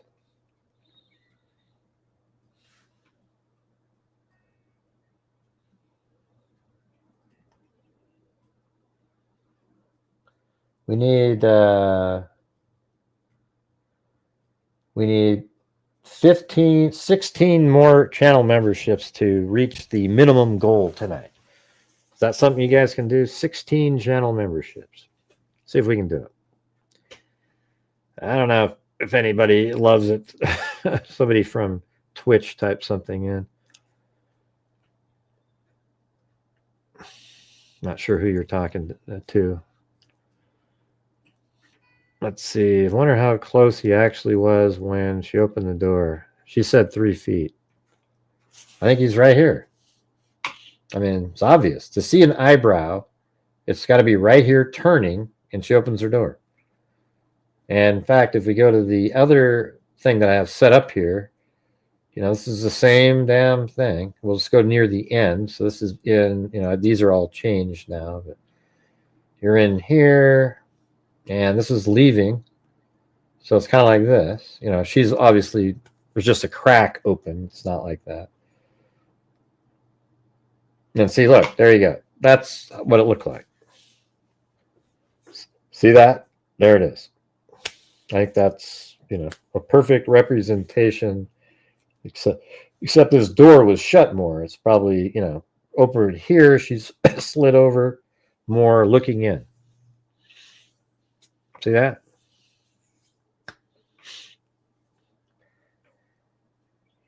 He could have pushed his way into her room. Yeah, but he had to get out of there. The dog's barking. Let me show you guys something. I think, you know, weirdly, this is probably one of the more interesting things in the entire case is this audio wave signature. Hey, thanks, Ashley, for gifting a membership. And thanks for the nice comment, Christy Razzle. See, when you look at this right here, this is like, I think, startlingly interesting, but you'll never see it on the networks because they just don't know what they're looking at. Ocean wave emoji. Ocean wave emoji. Well, I know that you don't expect the same people to be donating every single night. Yeah. With all of your views, you're just asking if people can. Red heart emoji. Right. That's what I'm saying. Yeah, like, I wish some people didn't have to nightly and other people did something the next night. You know, and they don't have to either. It's just, I feel really fortunate that there's some people that are helping out all the time. Yeah, I think I'm the same way there. We are the voice. But check this thing out right here. Look at this. Look at this. See all these large signatures over here? Those are all Murphy barking, most of it. So doesn't it just really obvious? You're going like this. And then right at the end, that's why you almost think that like Murphy followed Xana down the stairs while Koberger was attacking her. And like right here, this is just barking. That's when he's leaving. And then guess what? When his car leaves at a high rate of speed, see right there how there's no barking? That's after he left at a high rate of speed. Then out of distress, he starts barking again, or at least the dog is barking again after he's gone. Don't you just find that just crazy? Like right in here, I mean, I can even play this audio, right? I mean, can you see where I'm sliding around? I'm right before the signatures. Now listen.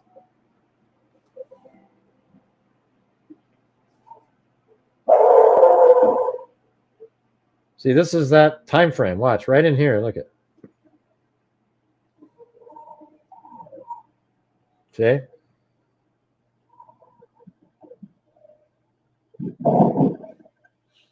See, and I think that's get out of here, and he's chasing her, and he goes right into that little, the table next to the bed there, crashing into it. And then right after this, you hear some whimpering, and then all of a sudden Murphy's just barking as he's leaving. See? Now it's like, oh God, he's got to get the hell out of here now. It's like, and it's not going to stop barking.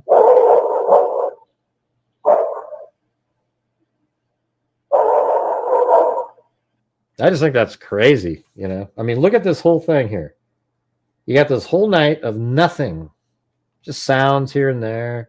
Not the whole night, but, during this, like in here, these are actual, these are people living in the house that this camera's in, right? So you have, every once in a while, you have these little, these are the vehicle basically coming by. See? These are all these other signatures here are the vehicle driving. Here's another one. Can you guys see this? You go to the next signature. There's another one. Go to the next signature. There's another vehicle. And then over here, he's not back into the facility yet, or the, what do you call it? The,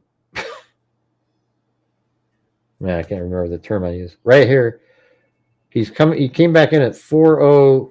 Complex is the term I was looking for. 405, and then right there 406, and then there's nothing. Look at this crazy thing. Remember how we at 408 till 420 and 47 seconds. That's when the murders took place. Now look at this. So right here is 407 and 14 seconds. Now we know it goes around, and then a light shows up right over there. So 407:47 it parks, which is right here. And look how there's nothing. So he's doing something outside, maybe figuring out, checking some more out. And then look at right in this area is where more activity picks up. So this is where I feel like he went into the house right around here at 4:15:04. The rest of it, it's just kind of the same thing. And then right here, there's a little bit of something.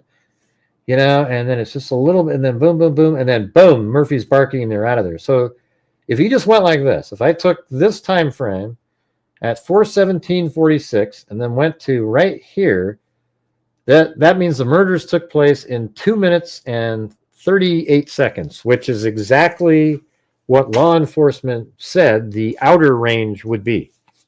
Don't you find that interesting? I think I need to make a video on this part right here. I think it would be interesting.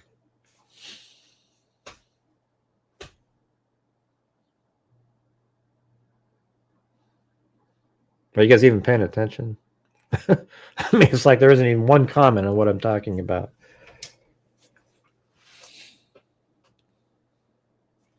Right.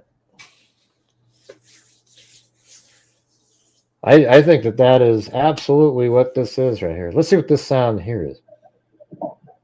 So maybe, this right here could actually be something going on with Kaylee and Madison. That's why it's a little bit quieter.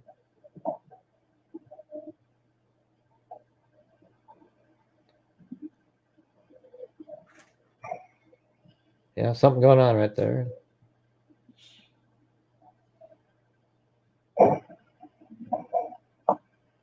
Yeah, they got that. I mean, who knows? I mean, this could just be in this house and then stuff picks up here. But this is the time frame that I think is when something happened anyways. Which one is the video where I have the... Not that one. Is it this one?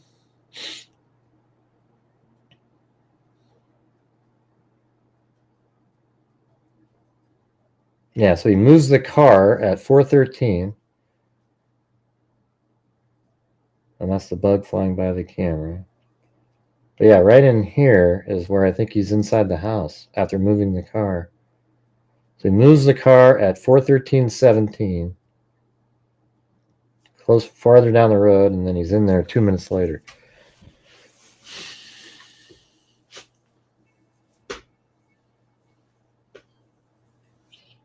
Yeah, I've already talked about the male grunts.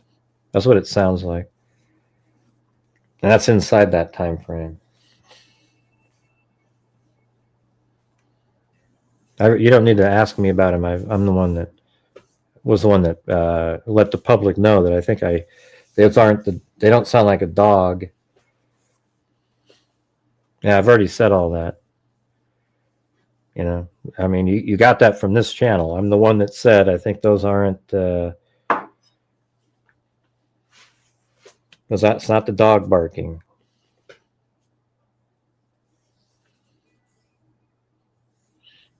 Nah, it doesn't ruin anything. It's bullshit. I'm not smarter than Grant Hughes. Yeah.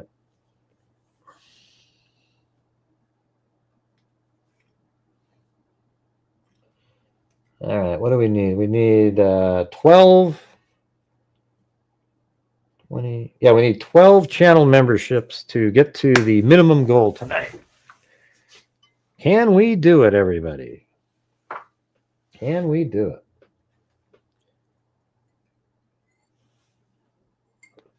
Who the hell knows? Was playing with them. Eleanor Rigby. No, I cannot. It has nothing to do with anything. We've already gone over the other vehicles. They're irrelevant to the case. That's why we're not going to go to the other vehicle, because the pro burgers like yourself are like, oh, hey, there's a vehicle at 4:29. It's like, okay, well, it doesn't matter because Koberger's vehicle left at 4:20 and 47 seconds. Well, her phone didn't stop working. It just, she wasn't communicating on TikTok anymore.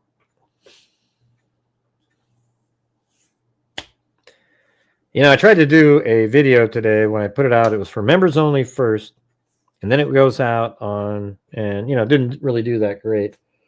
But it also wasn't a premiere, and usually on the premieres, people send in the super chats and stuff like that. So it's just a really bad day all around so far. So if we could just try to reach the goal tonight, that'd be great. Thanks. We just need 12 more channel memberships. Hey, look at that. There are 5 of them there by Joan Four-Wheeler Bazik. So 7 more. That would be cool. Let's see. You caught it? Right. I don't think I'm going to do those anymore. I'll just do stuff for the members separately.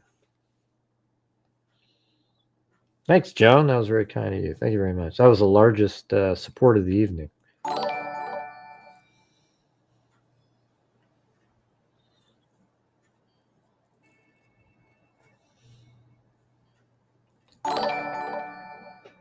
Where do you think Xana was when he came in? I think when, let's see. I think when he came in, Xana was,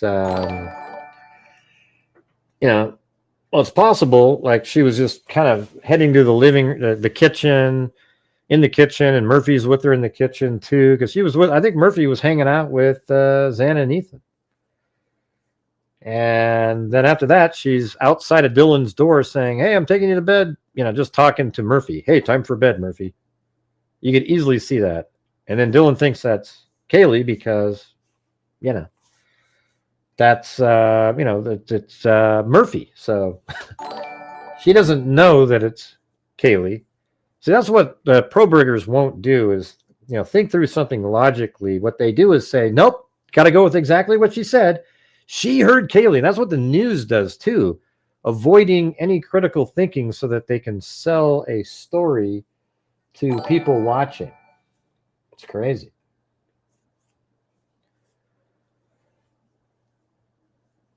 Hey, welcome, John and Marcia. Yeah, we need all we need now is 6 more, you guys. 6 more. Thanks, Kimberly Hunt. And I think probably, let's see. We know that she went to the kitchen, you know, and if you got a DoorDash at 4 o'clock, you get it to the room. Maybe it takes 10 minutes or so to eat it, 12 minutes. Then you go to the kitchen and you're hanging out with Murphy, and you're just like, "Hey, Murphy, because she's gonna go to bed now because she just ate."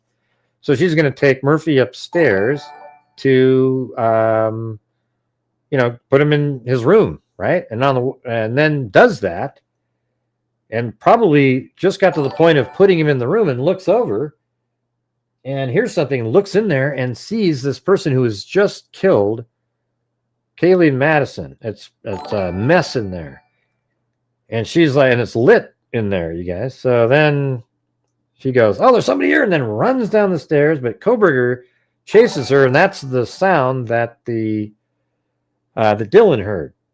Was that sound? I think that just makes complete sense, you know. Yeah, I know. That's in my video, Cheryl. We've got that in there. Who knows about the slider? We can assume she saw the slider open. The slider actually might have been left open from Madison Mogan, though. Isn't that interesting? She couldn't find Murphy. Goes downstairs, asks Bethany, "Have you seen Murphy?" No. So maybe she left the slider open so Murphy could run back in, and went upstairs, you know, and Murphy did come back in. Hey, thanks, Violet, Blaze, and Nature Lover. You guys you're rallying right at the end here. All right.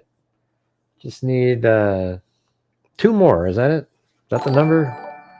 Or did we get another one in there?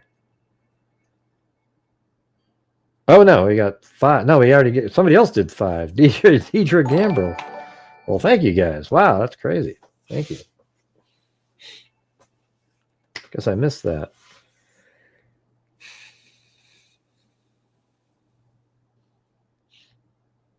Yeah, well, it was open. However, when it was filmed by law enforcement, that's how open it was. Yeah, you guys did a little mini rally.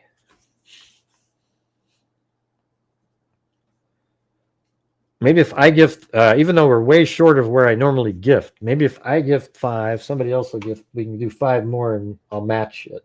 Let me see, just to try to do something.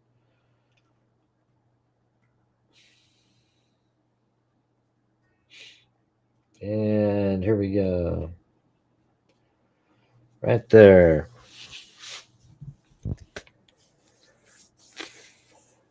Yeah, people kind of hear a lot of things, you know. People hear sort of what they're expecting to hear, and they make their ears hear it.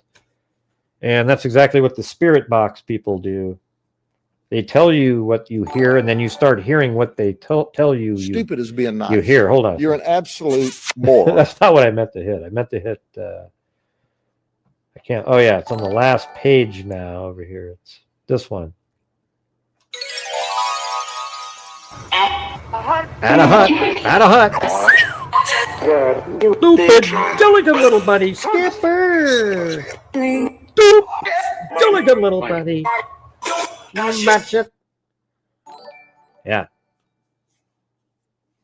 Yeah, so that's kind of what the spirit box people do. When you're looking at cloud, it's actually visually, here's what, when you're trying to hear sounds that are really almost unhearable, like you can just kind of vaguely make out stuff, but it's sort of like when you're looking at the clouds, you look up and you see something that looks like a dog, and you see the dog, and then you explain it to somebody else, and they go, "Oh wow, I see it too."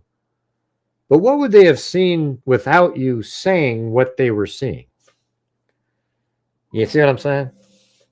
It's exactly the same thing with audio, and that's what spirit box people rely on, is they can tell you what they're hearing, and then you start hearing it and go, "Oh wow." Yes, Carrie's very generous. Thank you so much. And thanks everybody. Wow, that was a neat little rally there. I was just absolutely struggling. We're still,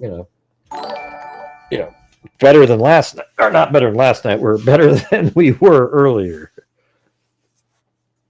No, they're absolutely bull crap, those spirit boxes. Let's see.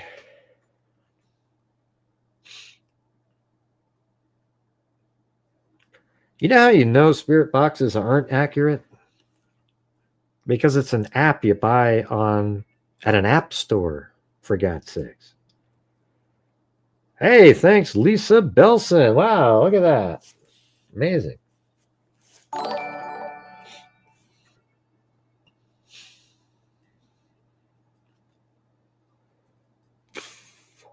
So tomorrow night, we have our donation night. We have 1 hour-long push for, we try that. We have it's normally like a pretty big goal. But then after that, we donate thousands of dollars normally. We've already given $1,500 out this month so far. And I'm hoping to give out another $4,500 tomorrow, which would make $6,000 for the month. That'd be pretty good. That's one of the better months, in the last 5 years. We've done 6 and above, probably, maybe 7 or 8 times.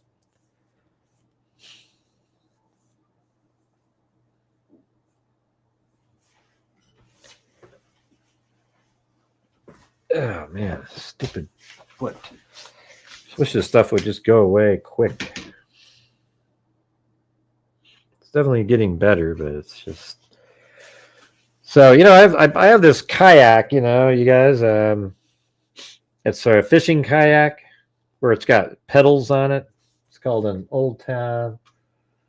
Let me show you this thing really quick. PDL 106. They're pretty cool, Let's see. Yeah, I guess there's not really a good picture of it, but if you look it up, they're pretty cool. There's like there's pedals and there's a seat, so it's like you're basically pedaling a recumbent bike while you're fishing, And I got these seat raisers aftermarket. You're sitting kind of higher. You got these, it's just kind of neat. You're out there and you go like 3.5, 4 miles an hour as you're pedaling. And, but so here's what I've, like I'm getting older. So I had this guy come out and he built me this little, like a crank hoist above my car. So I pull in, I put the straps on, and I crank it up, and it goes up to the top of my carport. And so when I go fishing, I put it on top of my car, and then I strap it in. I've learned through YouTube videos how to strap it on the car in less than 4 minutes. It used to take me like 25 minutes. I didn't even know what the hell I was doing. Now it's just simple. I mean, really easy as shit you've ever seen. And so I get it on there, and I go out there, and then when I go fishing, I roll it off. I got these cool little thing, roll it off, put it on the ground. Then I go fishing, and when I come back, the only hard part is putting it back on top of the car by myself, because this thing weighs, it's like 90 pounds, and the top of my car is kind of high, so you got to, you're sort of struggling in the back end sliding. So I tried to buy this thing that goes into a 2-inch hitch on the back of my car, and it goes backwards. So you put it on there, and it kind of slides it up. But I sort of canceled putting in the 2-inch hitch on the back of the car because they said it gets rid of the sensors, the little kick thing that you stick your foot under and it opens it up. You have to cut a hole into the bumper, and it's like, who the hell designed these stupid? Like you make a Subaru, make it so that these things are modular. You take this out, you put it in. I don't know. It's just weird, right? So then I found this thing that I bought before all that. It's suction cups that go onto the back window. That has this little thing sticking out, and I can lift it up, not very high, and put it onto that first. I just practiced it today. And it was so easy. You just put it onto that, then you go all the way in, and you're just doing like a deadlift, pulling it up, and it goes right on top of the rollers on top, and then boom, right into position. So now I've got it all, every single element covered now. And even the steps in Lake Oswego, you have to go down these 3 sets of stairs right into the water. So I bought these 3 rugs that you put on there, and it just goes, I mean, it just slides right into the water instead of scraping up the damn kayak. So anyways, there you go. You got a story you didn't even ask for. Hey, thanks, nature lover.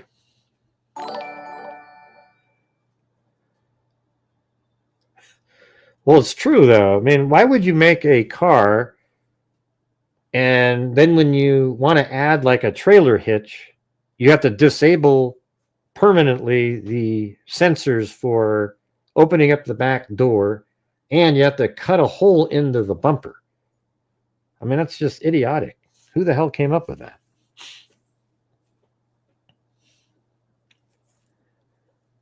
Let's see.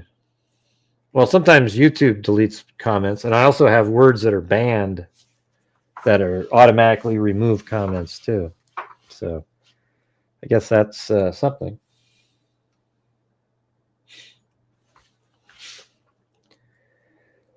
Right. And as I said, I've told you guys before, I mean, put a 1 if you believe in spirit boxes. You think they're legit. They're just embarrassing. God, I mean, you'd almost have to be a complete moron to believe in spirit boxes. I mean, to a point of abject stupidity. Don't you agree? Well, I guess you're one of those dumb people then, Dikini, or whatever hell your name is. I guess they exist. Wow. Embarrassing. I just played it. This is what Spirit Box sounds like. Listen.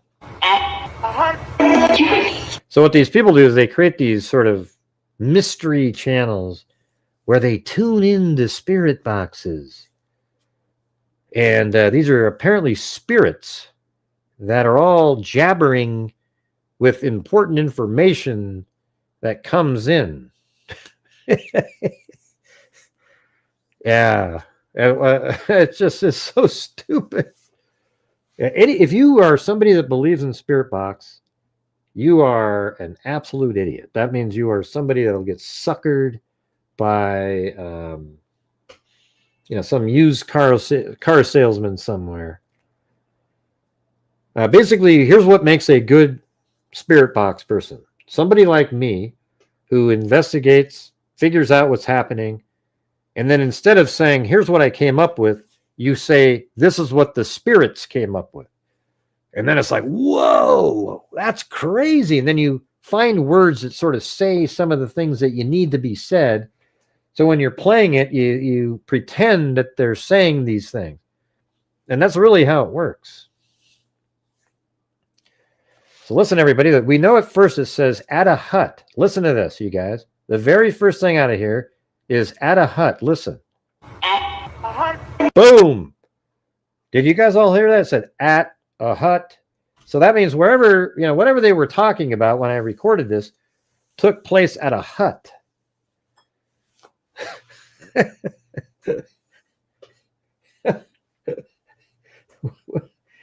Whenever I recorded that, it took place at a hut. All right. So yeah, maybe it was a Pizza Hut. We're just never really sure at this point. Maybe it does say Pizza Hut. Let's listen to it again. Pizza Hut. Now, it definitely says at. You guys hear it, right? At a hut. Wait, at a hut. Here's what we need to do is a competition where I make a video that only has this sound, and you have to send me an audio clip of you making these same sounds. Like you go at a hunt. Stupid. Don't little bunny. Skipper. All right. I think it'd be awesome. You have to imitate each element, and then we play it at the end and see which one sounds the closest. I think that'd be awesome, right? Come on. How could you not want to see that? That would just be... But one question I was asked the spirit boxers, people, I said it the last time. We say it every single time when we're talking about spirit box. This will be like the 100th time I said this, but why doesn't, you got these spirits out there, right? They're wanting to help solve a crime or something. Why doesn't one of them just go, hey, I got this, you guys. I got this. Yeah, his name is Jim Sampson. He lives at 1320 El Torino Boulevard. He's got dark hair. You'll see him instead of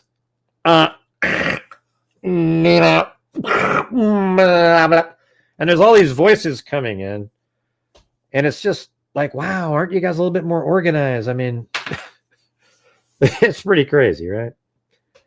Is it common practice in Idaho at night in November to leave doors open? A neighbor walking by at 9 in the morning. You're still talking about that? Oh, boy. Let's see. Maybe that was Koberger who left that door open at 9 in the morning. Holy crap, you guys. Maybe Koberger opened that door, even though he's already out of there in 10 minutes. He obviously had time to park that car, walk, and go inside that house. And let's see. I tapped out of a friendship because these people bought a haunted doll and connected a spirit box to it. Jesus. They have a YouTube channel. It probably looks like Chucky, right? So instead of Chucky saying, hey, I'm Chucky, you want to play? It's, hot, stupid. I mean, this is what Chucky sounds like.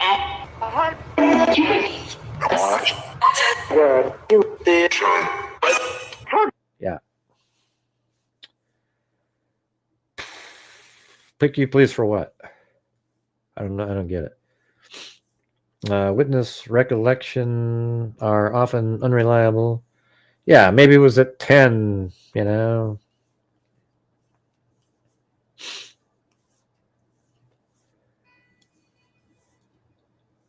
And maybe Xana left it open on accident. You ever thought of that?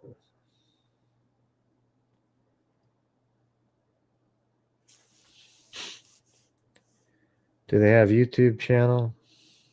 Yeah, I'm just curious. I mean, if you have a doll and you hook up, oh my God, Carrie Summers just had a conniption.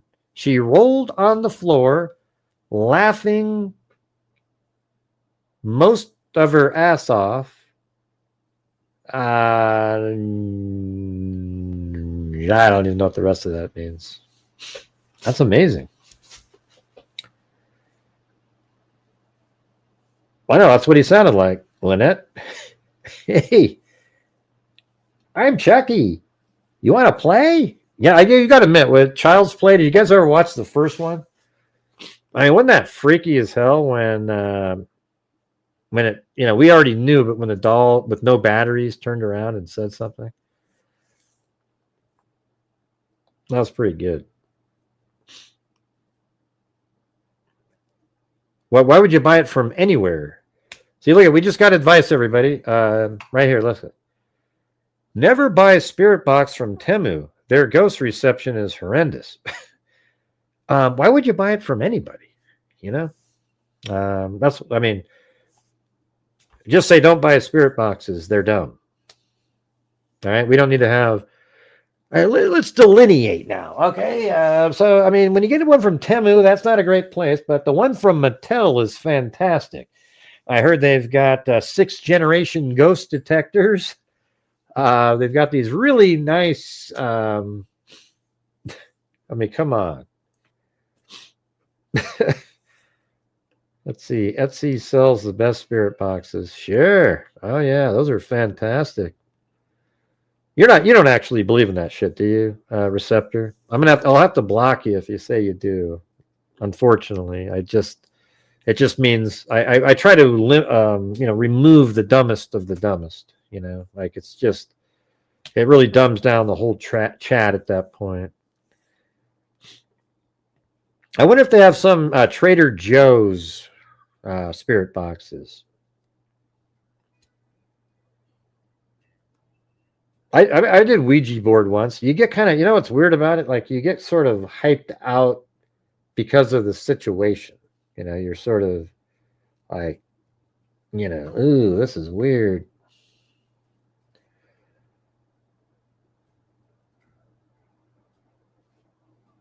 But again, that's made by Mattel. How could that be anything, I just saw this pic. This is what I was talking about. This is right here, I think, is what hit the wall. So check it out like this. I know it's kind of gross and everything. But let's say you rotate that where it's perpendicular with the bed. And then she comes in and hits it, and then the right corner hits the wall. I'd be interested to see if there's a dent in the wall over there behind it. So that would be kind of interesting to see that. Oh yeah, what for? How come, Amber? What'd I do?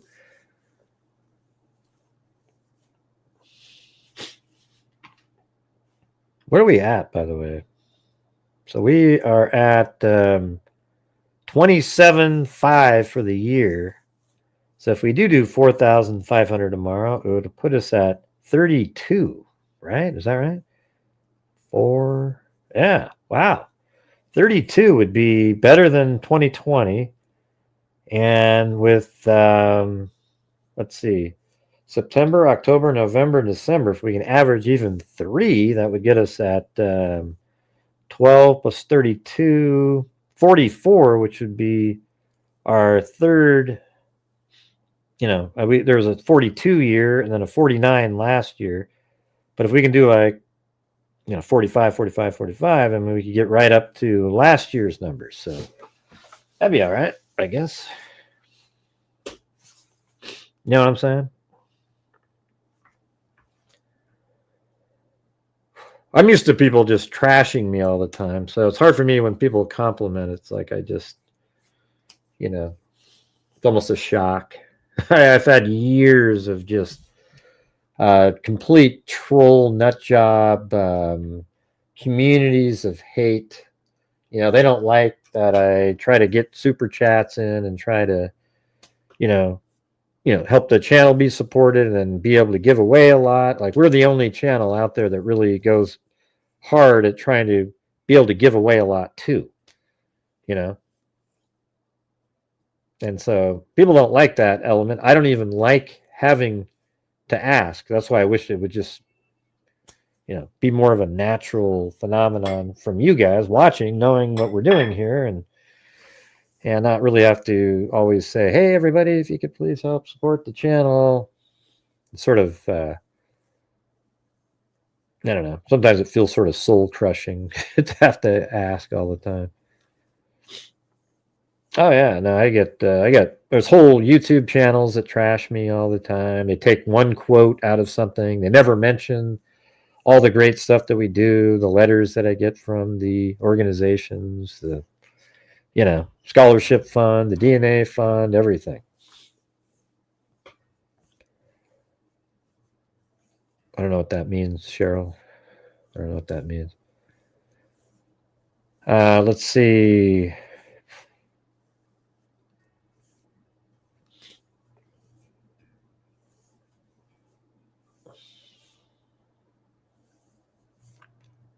But they still, I'm not sure who, I don't even know what you're saying at all, Cheryl. Your writing is confusing to me.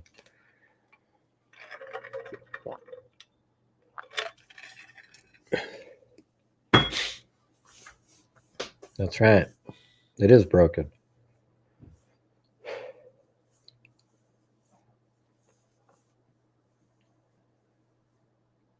Yeah, I've had a channel for way longer than anybody else that you're watching.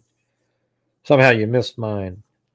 I've been doing live streams since 2017. There was nobody, there was like 3 of us doing it.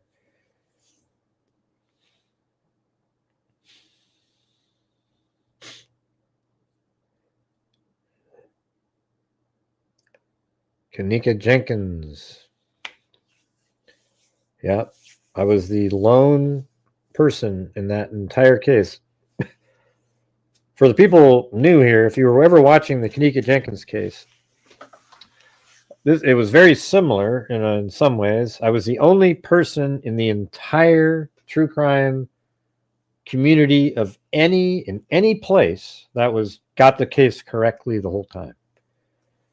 Right? And so everybody was conspiracy theories. Nancy Grace was selling the bullshit. That was really devastating to people like me, because then people were believing that it was some bigger thing, and it really just wasn't, But you got to go where, in their industry, you got to make sensationalism and go where the popularity is. Like, what are they saying? Ooh, let's go with that.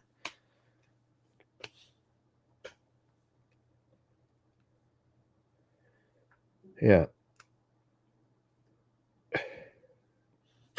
Thank you, Lynette Edes. I saw that up there and then I got distracted. Thank you, Lynette.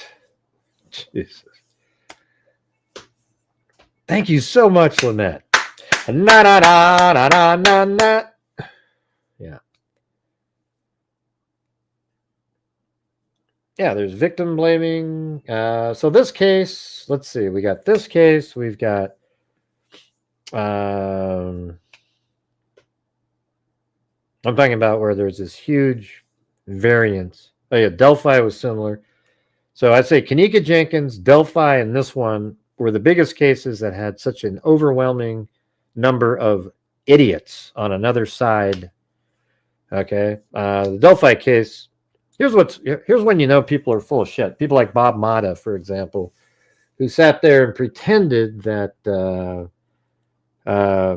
Richard Allen was innocent the whole time, even though he confessed 60 times. He is bridge guy, etc. He said it over and over and over again. He's the guy. And so these people said, he's factually innocent, you guys. He didn't do it. Then let me ask you something. Why are you covering any other case after that? I mean, you should be spending all of your time making shows and videos, working through the case to prove that this wrongfully convicted person didn't do it. But you're not doing that. And the reason you're not doing that is because you actually know inside that he did do it. And that's why you're not doing anything. Okay. Let me answer the questions when they're asked. Okay. Would it not be possible, though, that Xana encountered BK first, yet killed first, then Ethan is killed because his target was Kaylee and Maddie? I don't know. That sort of lost a lot of the possibility. I don't think so at all. Murphy traumatized of scare, whatever the hell that means. She ends up running into Maddie's room. It's a he. I can't even do you.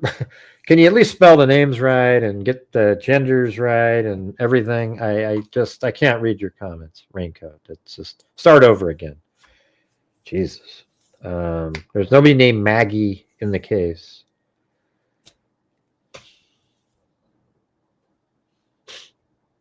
That girl wept like a baby in court. Man, Dylan and I just want to defend her. They're accusing. I've been defending Dylan and Bethany the entire time. So I'm not new to it. It's not like, wow, after seeing the documents.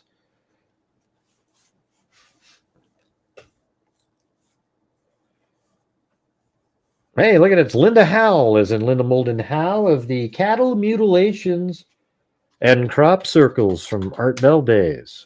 Of course, her name was Linda Moulton Howe, but it sounds the same. So.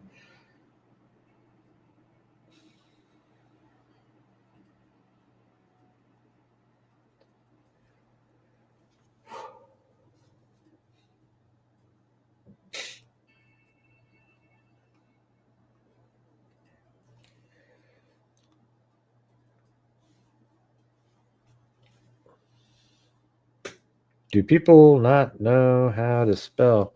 I don't know what the hell's going on with that comment up there. It was like so many errors, it almost was embarrassing. Murphy traumatized of scare. She ends up running into Maddie's room. Maggie was passed out, and it all happens in a different order than when all thought of ain't that possible at all. Just wondering. Jesus. Wow. My God. I think that was a troll post almost. Yeah, anyways. Dylan is an amazing person, and she didn't ask for the attention. Her hell is so upsetting. Yeah. Yeah, Maggie, Jesus. Your tax dollars at work.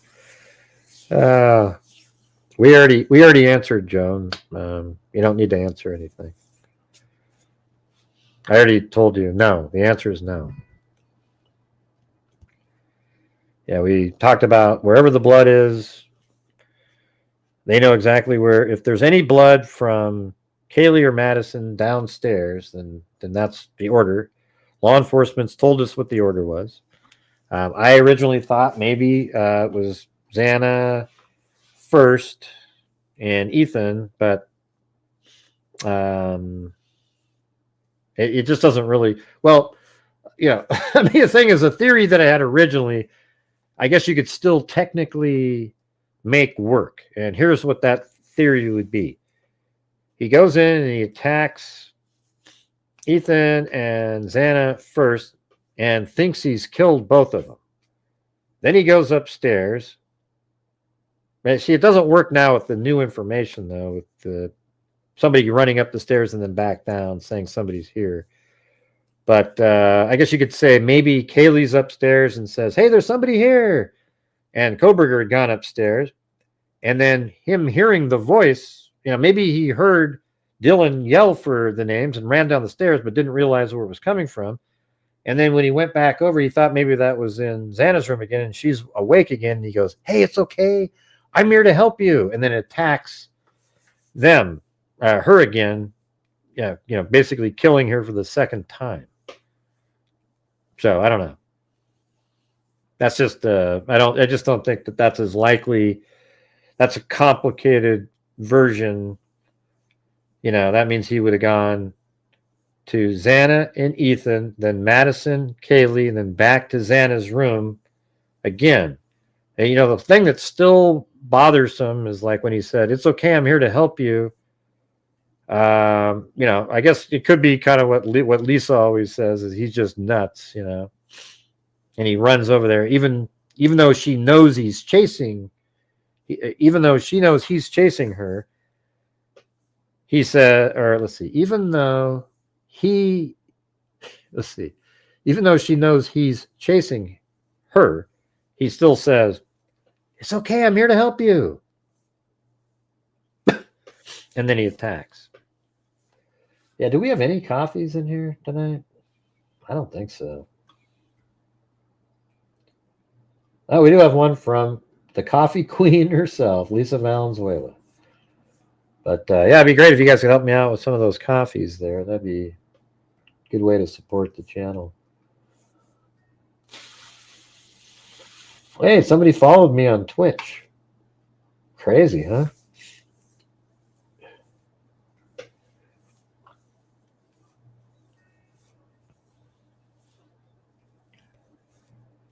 Yeah, so he goes. That's the theory that I used to have. Because why would he say to somebody, if you don't use it where he's just crazy, you would only say to somebody, hey, it's okay, I'm going to help you, or I'm here to help you, or whatever the hell the terminology was. You would only say that to somebody that is, has already been attacked already and doesn't recognize, and there's a time frame between where you could pretend you're somebody else. It's not like you're in the middle of attacking somebody and then you go, hey, it's okay, I'm here to help you. They're not going to believe what you're saying. So you might think that he said that to somebody to keep them from screaming. But he could have said that right on his initial chase of Xana down the stairs, making it seem like there was something else going on. He's there to help, And who knows if that's exactly what was said anyways. Dylan, it's just hard to, she was pretty drunk, what the precise wording was.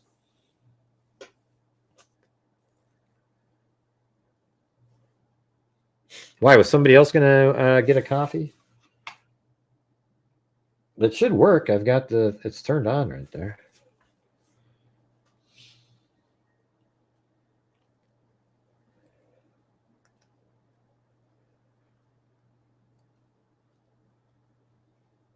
Family steps up and offers information. I don't know if they will.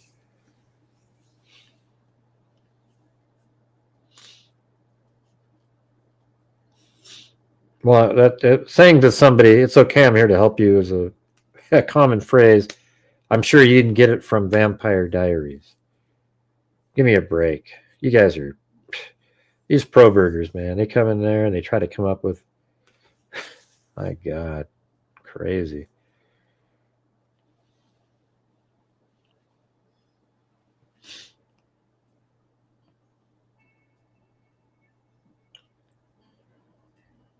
Koberger would still be found if the knife sheath wasn't left behind, right?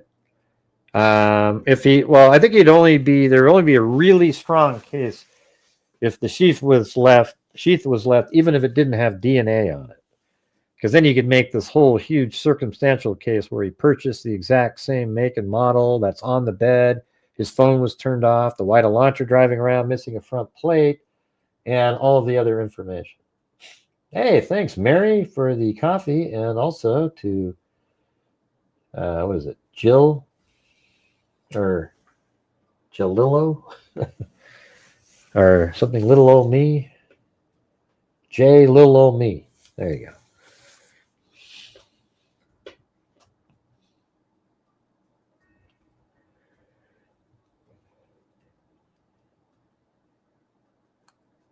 Yeah. I mean, pretending that, the Vampire Diaries is what said, it's okay, I'm going to help you. I mean, did you actually take the time to look up the scripts? I bet you that's almost every show that's in there. Well, you know exactly how it went down, Gray. It's the only one. I got it right from the start. I followed from day one and always got it right. Well, hey, thanks. I mean, I've had other theories, like... we've always known that the more likely story was he went upstairs first, but I've made videos like, what about this theory? See what people think, because I think some other thoughts. The thing is, the more information we got, the less likely certain theories got. That's why everything's kind of narrowed down now. You hear somebody going up the stairs with a dog. That's not Kaylee at all. It's got to be Xana Kernodle because she's awake. And then somebody running down the stairs, it's got to be Xana Kernodle, because when they find Kaylee Gonzalez, she's in the bed, and guess what? We haven't heard that somebody went back up the stairs, right? So whoever ran down the stairs, if that was Kaylee, she would have had to run back up the stairs again to be in that bed and then get behind Madison. So it's really way more likely that he went upstairs and he killed both of them in their bed originally, and Kaylee just sort of woke up and tried to fight back a little bit more, and he killed her, much more brutally. Hey, thanks, Christy.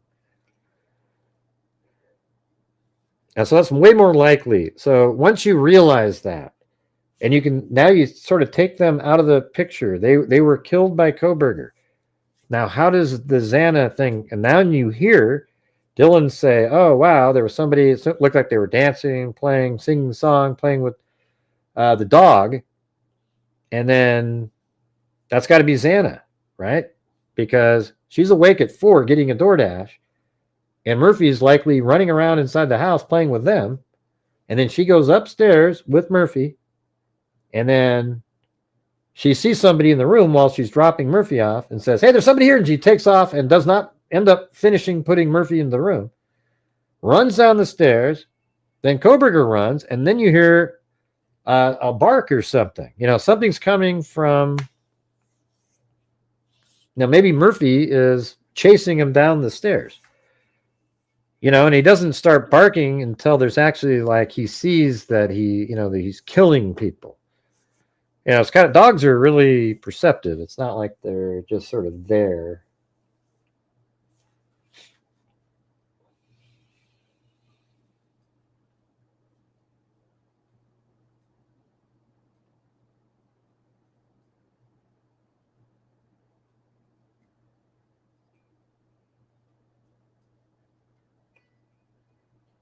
I don't know. What does that even matter? Somebody said, oh, yeah, the date on those papers, canceled Pullman Police Advisory Committee. There's a lot of stuff that goes on. I don't think that's related at all. There's 4 other notes in there. I mean, that's cool that you found a date, July 11th, but there's a whole bunch of other times. I just don't buy that. That's what he had on the note. Why would they have to block that out?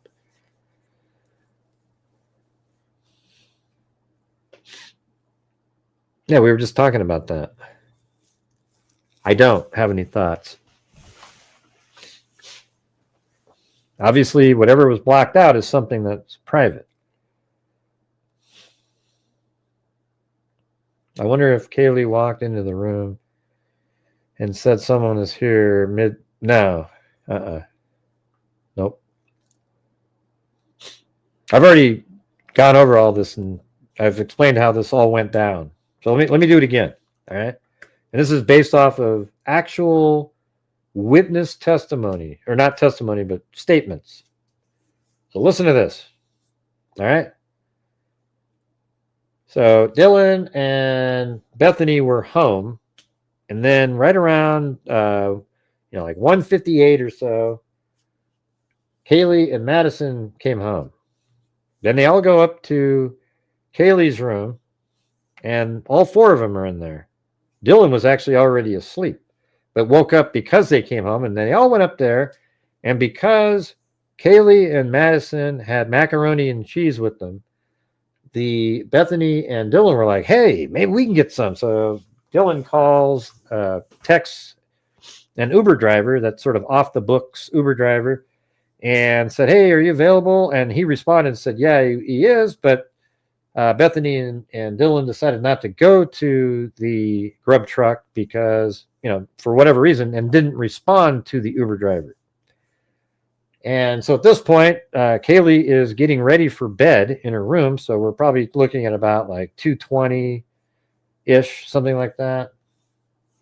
And then Bethany and Madison go down the stairs and take Murphy outside. Well, Bethany was outside and she was cold, so she went in really quickly. She put something in her cupboard and then grabbed a bag of chips and then went down to her bedroom. And then a couple moments later, probably 5, 6, 7, 8 minutes later, Madison comes downstairs and through the door, I think, because apparently the door was locked in Bethany's room, said, hey, have you seen Murphy? And she said, nope. And then we know that Madison, very shortly after that, went upstairs and got in her bed. I think she was probably in her bed at 2:35, 2:40 maybe. And in the meantime, Kaylee's in her room, and she's tried calling her boyfriend, Jack, her ex-boyfriend.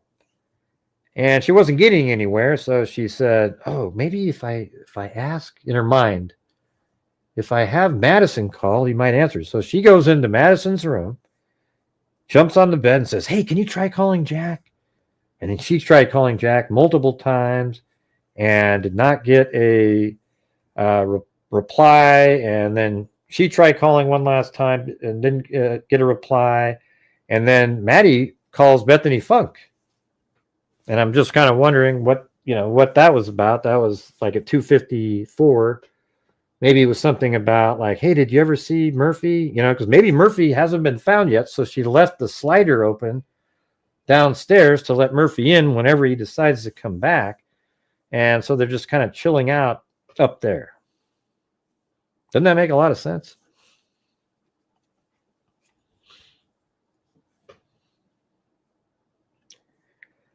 I don't even know who Donna is. I'm not even sure what you're talking about. Let's see. Do you guys know what? I mean, when you put it all together, doesn't that just sound like, wow, there you go? And I don't even remember what your original question was, Nickel. Let me have to go back up and look. Wonder if Kaylee walked into the room and said someone. No, see, that's what I'm saying. Is now, so they're in bed now, and this is like 3 o'clock, and I think they actually fell asleep. I think they just absolutely fell asleep. And then, I mean, it's technically possible that Xana's downstairs with Murphy, but the voice that says there's somebody here could have been Kaylee up there, I just don't think so. I think Xana went upstairs and, she said that loud and then ran away. And so that makes more sense that she said it, because she ran down the stairs and so did Koberger, and Kaylee never left upstairs. Get it?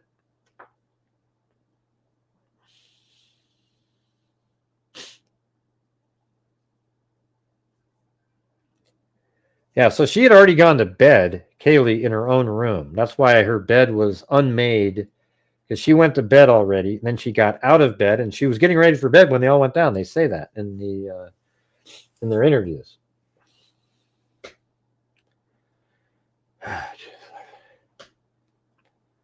Diane Tosh Farazana says, I do believe they left the sliding door open for Murphy. Xana probably the only one awake. Yeah, and maybe Murphy came back in at like, so, let's say, I mean, it makes sense, right? Madison goes to bed.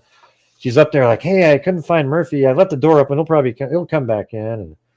And then he does come back in, and then he goes and hangs out with Xana and Ethan. Maybe like at 3:20 or something, maybe Kaylee could even say, oh, okay, he's downstairs now, And nobody went and shut that door, perhaps. It's also possible that the sliding glass door was just broken and it was always unlocked. And we know it was broken because when law enforcement got there, they had to use the chairs to keep it shut. So, either way, the door was either left open for Murphy to come in. But even if they didn't do that, it's just you slide it open because it was broken. Well, I already said that, Christy. I mean, I just made that whole statement. So when you're saying agrees, she's saying she agrees with what I just said. People are crazy, man. Let's see. What do we got up here?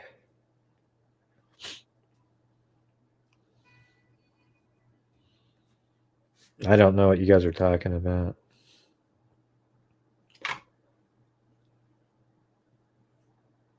I'm going to have to go up and read Donna's comments. I'd not have bought one ever to this channel after he jumped all over me for asking I'm going to have to block you, Donna. What an idiot. That is rude. Look at this. Hey, funny, I just got a gifted membership thanks to whomever gave me one. You guys think this is not rude here? Go ahead and read it. Is this what you say when you're somebody who's gifted? You're gifted a membership by somebody. You just stole one from somebody who wanted one. And then you come in here and you say, funny, I just got gifted a membership thanks to whomever gave me one. I'd not have bought one ever to this channel after he jumped all over me for asking a question earlier. Thank you to that nice person. Well, thank you for stealing a membership from somebody, you idiot. Okay, get the hell out of here. What a loser. Jesus, you got to be kidding me. Maybe come back in a day or two. What kind of a stupid comment is that? Oh my God, I said that. You know what? Look at, that's what passive aggressive people do. Look at this stupid comment right here, you guys. This is the next comment. Oh my God, I said thank you. Really? That's an absolute passive aggressive person who they trash you and then pretend because they said this little nice thing in there that's the the gist of it. Yeah. Anyways, don't have time for that. Want to come back in 24 hours and apologize? We'll let you back in. If not, have a good one. God, people are just so stupid and rude and just, they show up and they act like, I mean, imagine somebody coming into your house, walking in, and you say, hey, here's something to eat. And they go, I would never have eaten here because you've been a goddamn, it's like, I get the hell out of here. Jesus. Yeah, well, they won't be, they got banned for 24 hours. We'll see what happens. Let's see. Yeah, no, we always have funny times in here, but you guys have got to admit, is there anybody in here that thinks that was a polite comment to make? So first of all, they stole a membership from somebody else who probably wanted one, Maybe Sertraline wanted one. And then they say, I never would have bought one here. Not after he was get out of here. Jesus. Let's see. Thank you. Okay, I'm not great with the level of rude. What are you talking about, M10?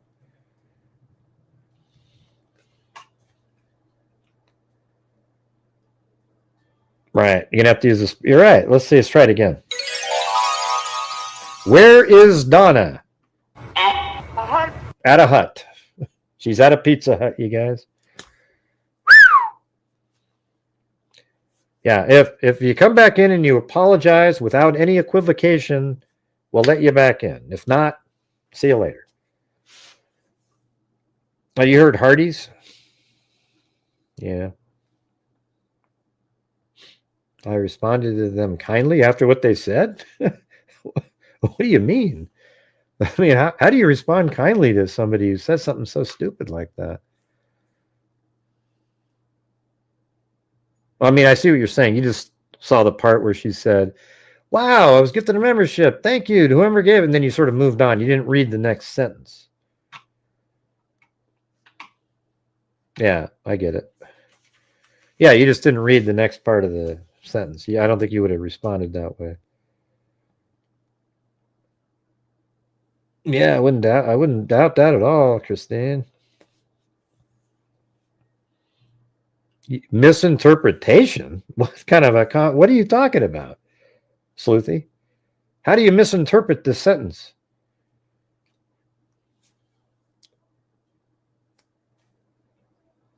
I don't get it, man. You guys are just so, call a spade for God's sakes, Everything hasn't got some, other meaning and sort of a way to. Yeah, let's see. Well, what does that even mean, BMS? Full sentence, please. Nobody knows what well with 19 L's after it means. Yes, everybody hit that like button. Yeah, I mean, it was rude and there's no other answer for it. People feel like they can do that. At the butt. Okay, John. Out the butt. Maybe they want a participation trophy. That's right. She probably needs a trigger bunny of some sort. Where is that damn thing? Let me see. We'll turn this part off a second. Yeah, I've been doing this true crime thing for quite a while now. There it is, man. There's your trigger bunny, honey. You ain't funny. You're a dummy bunny. You're you're a crummy bunny. Be a funny bunny, not a crummy dummy. There it is. Oh, yeah. There's your little trigger bunny. Get yourself a trouble bunny. You're a funny bunny, honey. What a dummy, funny bunny, honey. Yeah, anyways, all right. To reveal the true offender. Yeah, so I'll just get right back to work. All right, everybody? Talk to you. Oh, you guys couldn't even see that. It was so small on the screen. Anyways, let's see. Anybody else? What else do you guys have out? Nobody even called. Oh, yeah, there's somebody right here. Hold on. Are you here, Grant? Hello. Oh, how long have you been sitting there? I didn't even look to see. Nobody's been calling in. So. Oh, not that long. It was fun to watch you. You're in rare form today. Well, you know, when you have these nut jobs, you know, I don't know what else to say. It's crazy. It's just, it's weird. No, I thought I'd call in. You're getting far too many compliments, so I'm here to trash you. Oh, thanks, man. Looking forward to something. But I'm glad to hear you've come out in favor of spirit boxes. It's good to see. Oh yeah, they're definitely, there's something to it. I mean, I actually think if I had a side channel where I was a spirit box, but I used the same logic and common sense, but assigned my thoughts to voices, I would have a really successful spirit box channel. Yeah, you could really make some cash on that. I think it's an idea. Except I wouldn't be able to sleep at night because I wouldn't be able to look in the mirror and feel good. You know, I didn't even know what the hell they were. When you mentioned them, to be honest, maybe it's something that hasn't translated over here, or maybe I'm just out of the loop. I didn't even know what the hell they were. But yeah, there's literally these whole channels. They go out and they sit there and they, you know, in a sort of a darkened room, and they talk about the really big cases, and they ask questions. And then they pretend that they hear the voice tell them something, something. But they always, I think what they do, a lot of them, is they look into the case and develop a theory. And then the voices therefore correlate with their theory. And then, you know, if you can think through a case like on my channel, we're probably, you know, I'd say about 90% accurate, at least minimum, on all the cases that we cover. So imagine if you applied that to spirit boxes, man, you'd have like this really successful, spirit box channel. You just assign all your beliefs to the ghost. Yeah. My God, it's the fact that some people believe in that stuff. Well, it's scary, isn't it? I mean, that's what. Well, I guess as with what you see with the Pro Burger stuff, I mean, the stuff people will believe. It's actually not that out of the realm of possibility that they would. So, yeah, it's the same type of people, almost identical. Yeah, same mindset, just kind of willing to believe whatever the hell's thrown at them. I mean, there's thousands and thousands of absolute lunatics who think that Brian Kohberger is somehow innocent, and there's not one shred of anything at all. This case, this entire time we've been following this case, there has never been one piece of any information of any kind at all that pointed in some way that you go, I wonder if Kohberger didn't do this. There's never been anything like that. No, they've just heard some crap from some misinformation channel, and then they pass that off as fact, and then it's like a game of telephone where this person says that, and then it's just passed around endlessly, and you know, you can never dissuade them. It's all over. You know, like it's in their minds forever. It's going to be the other way. You know, the no evidence, no proof way. You know. Mm-hmm. Yeah, everything's a cover up. So that's always they're out too. It's like, oh wow, we're trapped here. This looks really bad. The old cover up technique. You know, and then it's weird how they do that every time. I mean, in this internet age, it's different to the days of like when crimes in the past. There were always the nuts out there who believed wacky things, But the problem is now in this internet age, it's permanent. Like no matter the people involved, you can when you Google their names, it's going to have all this other stuff. No matter what, for the rest of their lives, they're going to be affected by this one scrawny moron who committed this crime has permanently affected tens, dozens of people, in the families, the people who are there. It's all over, It's just Hey, it's frustrating.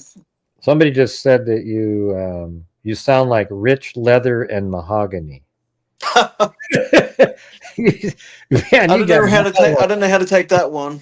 look at yeah. Here's the thing: you could have a guy in Australia.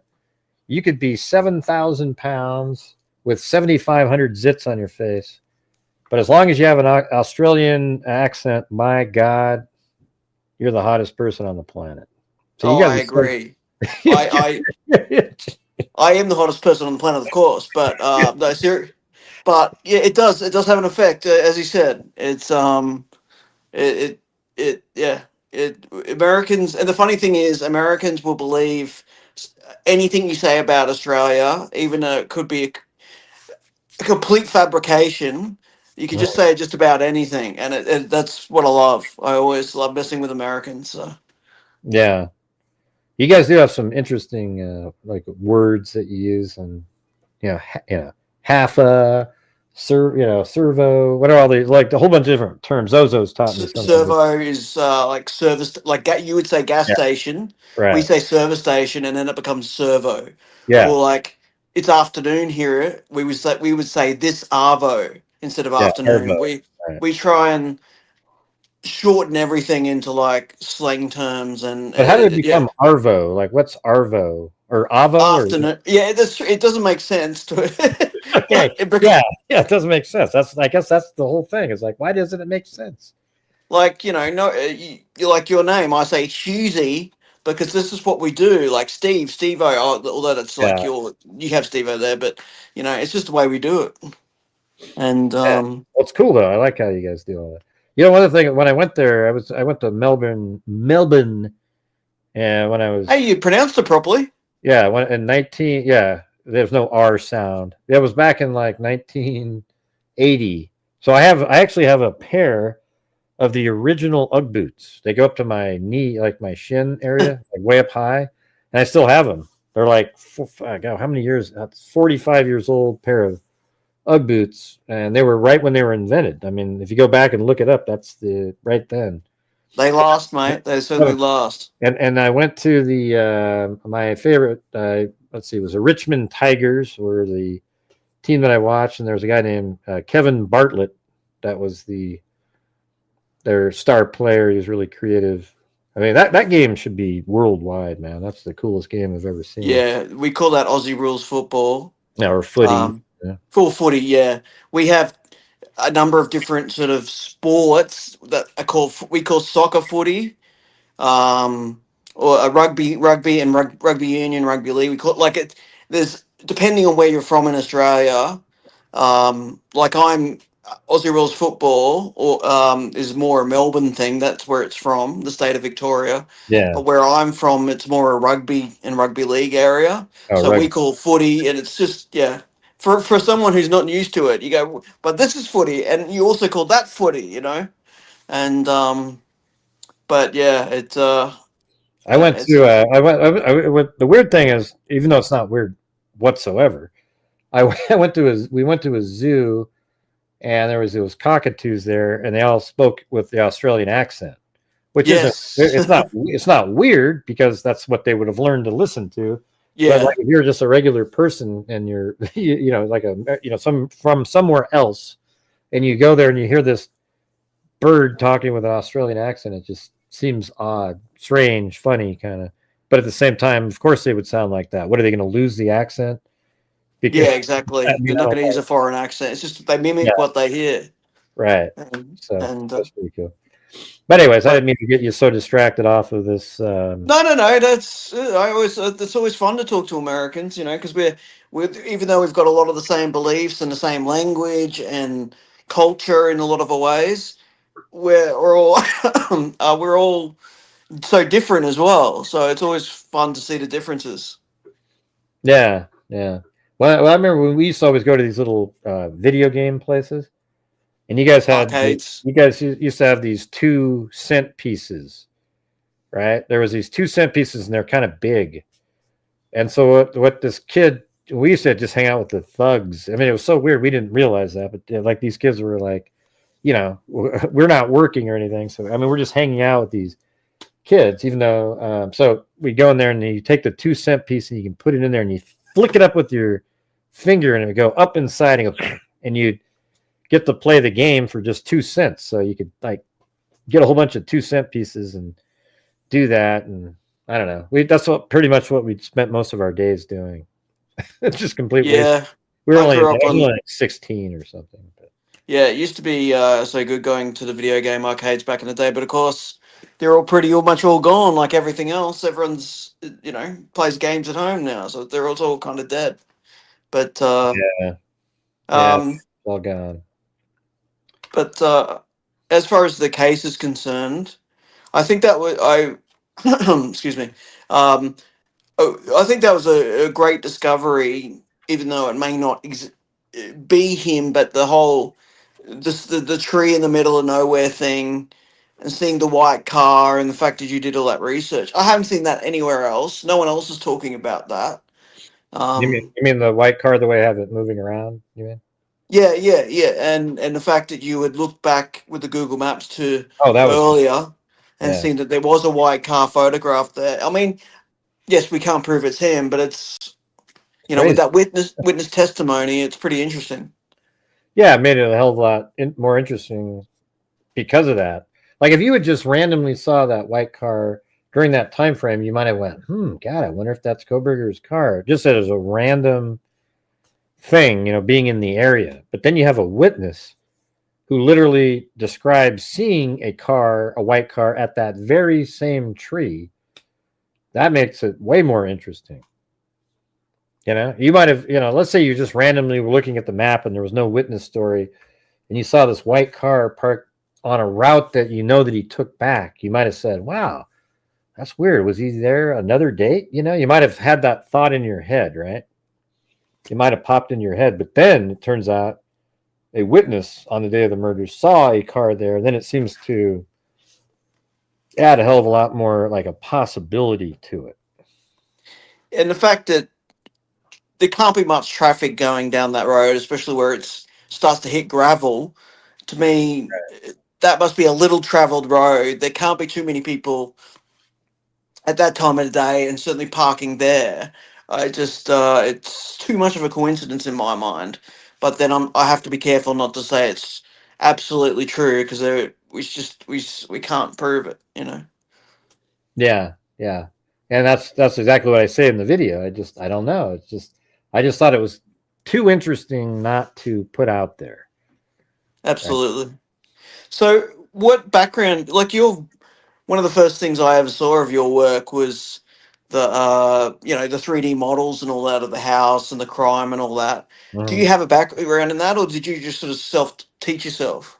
Well, I self-taught myself how to do 3D stuff originally. That was back in like 1997 using these Ray Dream 3D Studio and these other programs. But then I went to the Art Institute in Portland and I can't remember. It was like 2004, and I learned how to use 3D Studio Max. So then I got to, I was able to use that, and then I made a 3D model of the entire Jodi Arias bathroom and everything during that case. And then because of that work, I got this elevator person saw my videos and then got a hold of a prosecutor in New York. And then they had me create a whole animation for a case that they were doing it was like an assault case, elevator accident. And then, so that was like, and we won the case, and the jury all said the video is what really let them see what the hell happened. So, he got 2 years in prison, that guy. So it was kind of cool to do that. And then I made another one for them, but that never made it to trial. So I did do some crime scene, reconstruction, in the past. So now I just whenever I see something that it could be useful in, I build something. Yeah. Like in the Delphi case, I take a map and I have a car moving around. And then in this one, I built a whole model of the house itself. So I don't have any kind of like formal, I worked for, I went to school for, criminal justice or something. This is just stuff I've been doing. And because I've been covering true crime for so long, it's sort of married together where I feel like I can show people something unique that they wouldn't have been able to see by creating, these animations or a 3D model, something like that. So there you go. You asked me the question, I went through and answered. No, that's good. That's good. It's a pretty, yeah, it's from what I'm seeing here, other people who are in the know how complicated it is. That's pretty impressive that you were able to do that yourself. Yeah, it is. 3D Studio Max also costs like $1,800 a year. And there's other software programs that I think about, but I'm already kind of so proficient at it. Feels like it's just kind of worth it to keep the same one. And I'm only like, I probably know like 2% of 3D Studio Max. I mean, that thing is not even that. Those programs have so much crap in there that you can do. Liquid stuff, and I don't have any of that. I just build models and put characters and move around. Because that's really all we do. I don't see anyone else discussing the case doing that stuff. All I see is them just. A lot of them seem to love the sound of their own voice and just talk and talk and talk, and it's all. I'm waiting for the evidence for what they're talking about, and it never happens. And their comments are full of people just taking it as gospel. And I think your channel is great that people can see it as you're talking about it, rather than just some nobody who's got no qualifications, experience, or anything talking about it. I think that's how good yours Well, is. I think that's kind of what I try to do. I think if there was a trial, in this case, this would have been, my channel would have ended up being the place to be, because you would have had my 360-degree videos, every single place I had covered with that. When I just went there, I mounted one to the top of my car and I drove every single place with that on top of it. Really clear, twice as clear as the previous one. I also have the old video, the 360 in the right time of year, right at the house, right before it was torn down. I have the 3D model inside the house, and it just would have been so cool and dynamic to be able to go over that. Like each day at trial, they'll say, "Hey, this is what happened," and boom, I can just show it on the screen. Yeah, and people will be, because whenever people finally find my channel and they show up here, or at least watch my videos, they go, "God, man, that's crazy." That's and it really makes the case so much easier to understand. Like most of the people that watch my channel on a daily basis, they're not confused at anything. Like I still get people daily even on the thing that's on the screen here, and they go, "Wow, I saw somebody come out of the house," because they think the house in the front of this shot here is the house that the people were killed in. Yeah, the murder house. And I've probably said it 100,000 times that it's not even on camera; it's off to the left, and that's just shooting. And I show it, but it's like if you're here, you would just know it and know it and know it and know it. And I don't know. It's just sometimes it does get frustrating. I got to be honest. I need to maybe look at it differently. Like, hey, these are new people, an opportunity to. It's just sort of like, man, but when you repeat it like 50 times, and it's just like, how did you not know I existed? You get sort of frustrated. Yeah, I can see why it's frustrating. I'm obviously fairly new to your channel, but I've seen that you've been doing it for a few years, and you've seen a lot of cases and all that. What are the cases that have most shocked you or most horrified? Like, is there when you first hear about them, what have been the ones that have really hit you? Well, this is one of those. I mean, but yeah, I mean, I guess I always bring up that one. It's just the craziest one in the world, That's one that I do think about from time to time. It's like this one, this Hispanic girl. She was like 17, pregnant. married to this guy. Looked like he was a little older, and I thought, ooh. And she disappeared. She walks out of her school and takes a left, and then we don't see her. And I thought, man, maybe that baby isn't her. You know, like the typical things. Maybe that baby's not her, and she left with that guy or something else. And really, what it turned out is that she went on Facebook, went to go get a crib on Facebook Marketplace or whatever the hell it was, a crib. And when she goes over to the house, the person in the house strangled her to death, killed her, and then cut the baby out of her stomach, and wanted to pretend it was like her kid. That's how. I mean, you can't even predict something like that. It was so messed up. That's one of those ones that was just like, it's so shocking that it's almost hard to, you know. Pretty bizarre, I think I've seen the footage of the murder in that case, like at the hospital where she's still trying to claim it's right, exactly. it's her baby, and she's She's like got no blood on her. emotion, no emotion, no remorse, no nothing. It's just and the baby died too, you know. So she cut the baby up, she died, everything.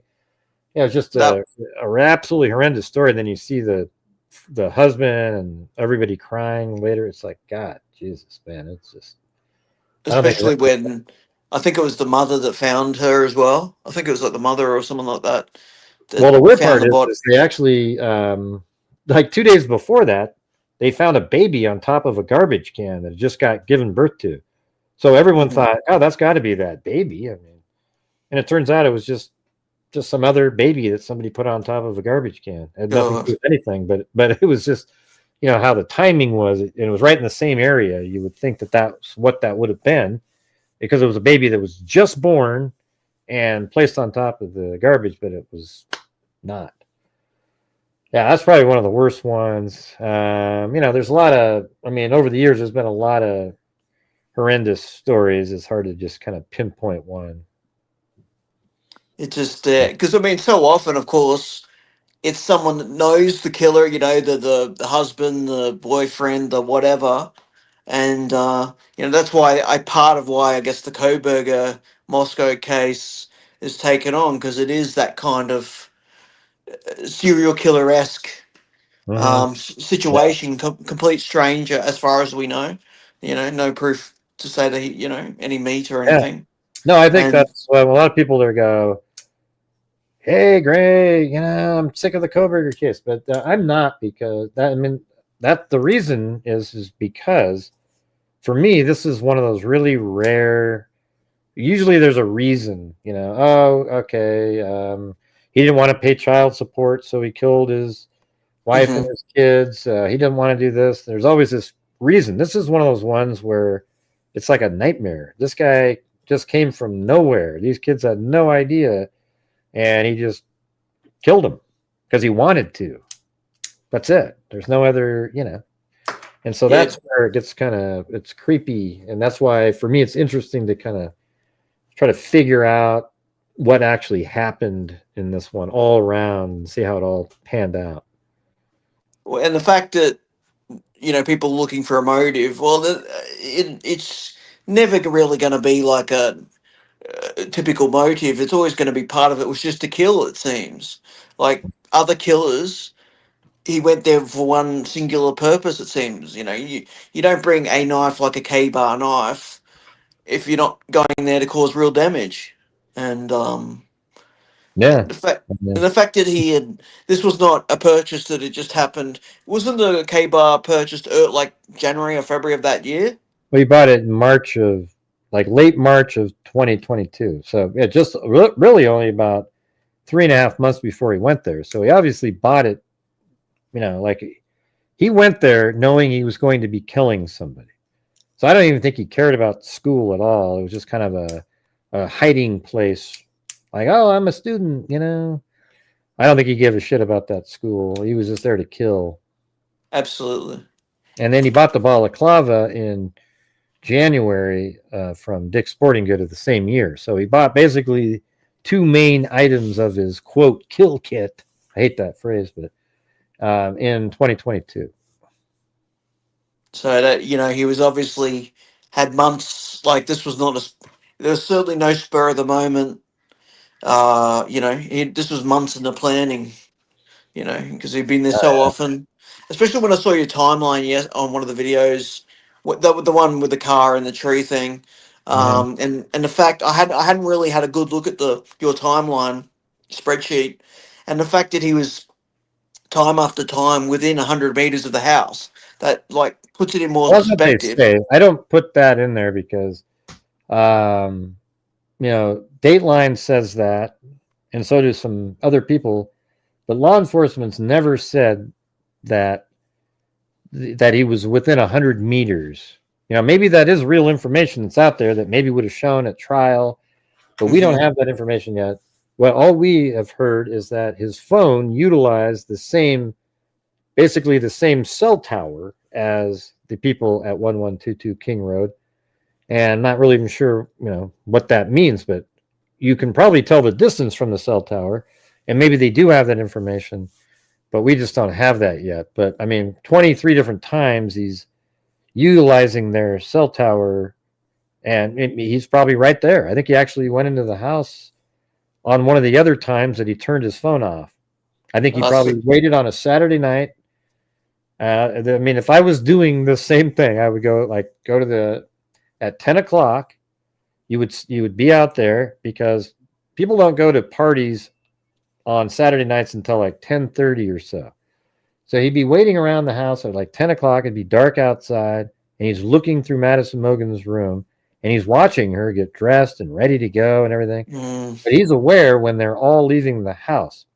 And so this would be on some other random Saturday, like in August sometime. And maybe not August, maybe October, because then it's darker earlier. So he's there and he's watching. And then when he sees that they're all leaving and there's no more motion in the house, he probably went into the house, had his, his phone's turned off and everything, because he knows he can't have a record like that showing he's inside the house at another time. So then he goes into the house, and he could have just said, if somebody came in, oh, I thought there was a party here, and just kind of left, and nobody would have cared, but he probably maybe went in and he got the layout. That's a definite possibility. Now that we know that 3 other times he turned that phone off completely, I thought that was pretty interesting. Yeah, definitely. And also, like, when I first originally started getting into the case, I thought I was under the belief that it was mostly dark inside. So he might, but then when we see the body cam with all those, it was lit up like a Christmas tree. It just, it wouldn't have been as difficult to get around, I think. Yeah, it's just, and the other thing, I mean, that's another thing, maybe a different country thing. But seeing the house, as a person, if I had to live there, I would never have been comfortable living there, just because I like my privacy, and it's the fact that there's no gate, no tree, like it's completely open with this ridge behind that can see straight into the house, and I just maybe that's a college student housing thing that in America, but I see that with a lot of homes. Like if I'm on Google Maps and stuff, looking, it's just somewhere in America, if a crime's happened or some other whatever for whatever other reason, and there's nothing between the house next to you and all that. It's just like I don't know how people live like that. Yeah, it's like you're in a sardine box. And I think so close to each other. it just, how could you be comfortable? I mean, obviously, no one in their right mind would have ever considered the crime that was going to happen. But I guess, and there was also all those other things happening where they were having sightings and, the door was broken and all that kind of stuff. It's just, but I guess they are just kids, who are partying and all that. So I guess that's the other side of it. They're sort of a bit blasé about their security and what's going on around them. Yeah. Somebody wants to know, like, the 100 meters we were just talking about. Yeah. Yeah. So, like on the screen right now, that's what 100 meters would be. It's like 300 feet. It's 300 feet. Well, it's right here on the screen. It's like it's right in the complex. Like literally, the edges of it go right back behind 500 Queen Road. Back even on Walenta Drive back there. I mean, it's on the screen. I don't know if you can see that, but Yeah, that yeah. I mean, the house is right here in the middle. So this is a 100-meter radius. So, I mean, that's nuts. If he was inside of that circle 23 times, that's just incredibly damning. That means he's literally in the complex those 23 times. Well, he could never explain away why he would be there. Like if someone said in court, not that he would testify because that would probably be bad for him, but um, he would have no explanation for why he was there so often, and especially at the time of day wasn't it usually at night? What was he? Why would he be there at night? Mm-hmm. And no, and look, it's such a small town. Driving around at that time, and like you're probably pretty much the only car around. No wonder he got pulled over a lot, And Yeah. I've been driving. He's one of the worst drivers in the history of the planet. I mean, Yeah, I mean, I can't believe it. I mean, I've been driving. I'm in my late 30s, and I've been driving for like 20 years, I guess. And I mean, I've been hardly ever pulled over in 20 years, but this guy in 12 months or whatever it is, yeah. Obviously I've been pulled over probably, I'd say, 7 or 8 times in 40, whatever it is, 40, I don't know, 38 years or something.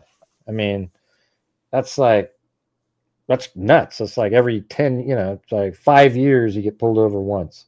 Yeah. He got pulled over 4 times in like a 4-month period, And he was always like asking stupid questions, and like not just most reasonable people want the interaction with the police to just go okay and then be on your way, but he would always just start chatterboxing, asking all these questions. It was like, yeah. Well, he wanted to make it seem like, hey, I know you're doing your job. This is really interesting. Now tell me about, I don't know if he was trying to get out of the tickets or whatever the hell he's doing. not looking like that, he won't. Yeah, especially, well, he got out of the one with the female officer. She just gave me a warning because he made up this bullshit story about being from Pennsylvania where they don't have crosswalks or something. I mean, it was just, I don't know how she believed that story, but somehow it worked. Small town police, I guess. Yeah, I guess. But yeah. All right. Well, sorry to have kept you so long. Oh, it was fun. Thanks for. But we'll talk again, and hello to everyone in the comments as always. See you guys.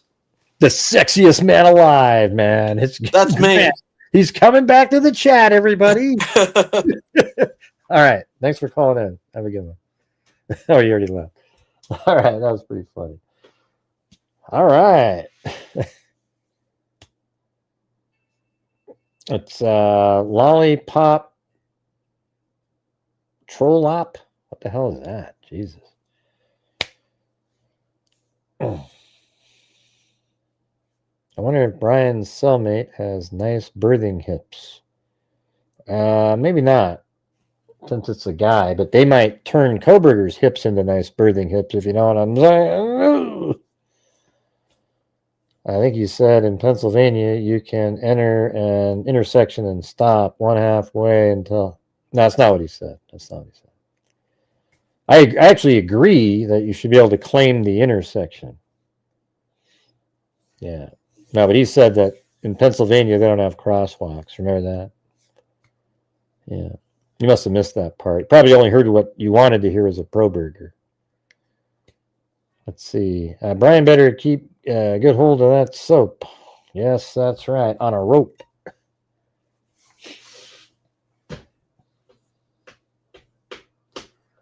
All right. Well, you guys have been on here for 3 hours and 14 minutes. I think that's going to do it. At least we, sort of made it to somewhat of a goal-ish kind of night,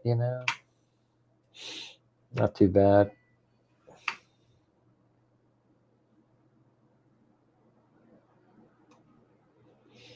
Let's see. We got Carrie Spencer, Kathleen Canick.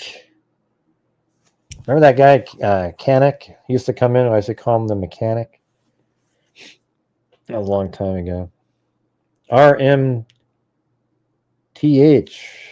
Love your channel. Hey, well, thank you.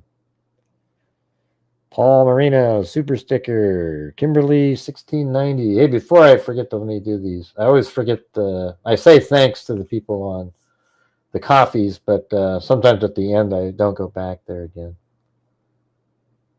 Oh, thanks to we got Carrie Summers over there. Says, from one dog lover to another, made in memory of my sweet Great Dane, Miss B, that passed away recently from the osteosarcoma. She watched your channel with me all the time. Ah, that sucks. I mean, it sucks that he passed away, but it's cool that he watched the channel, or she. Sorry.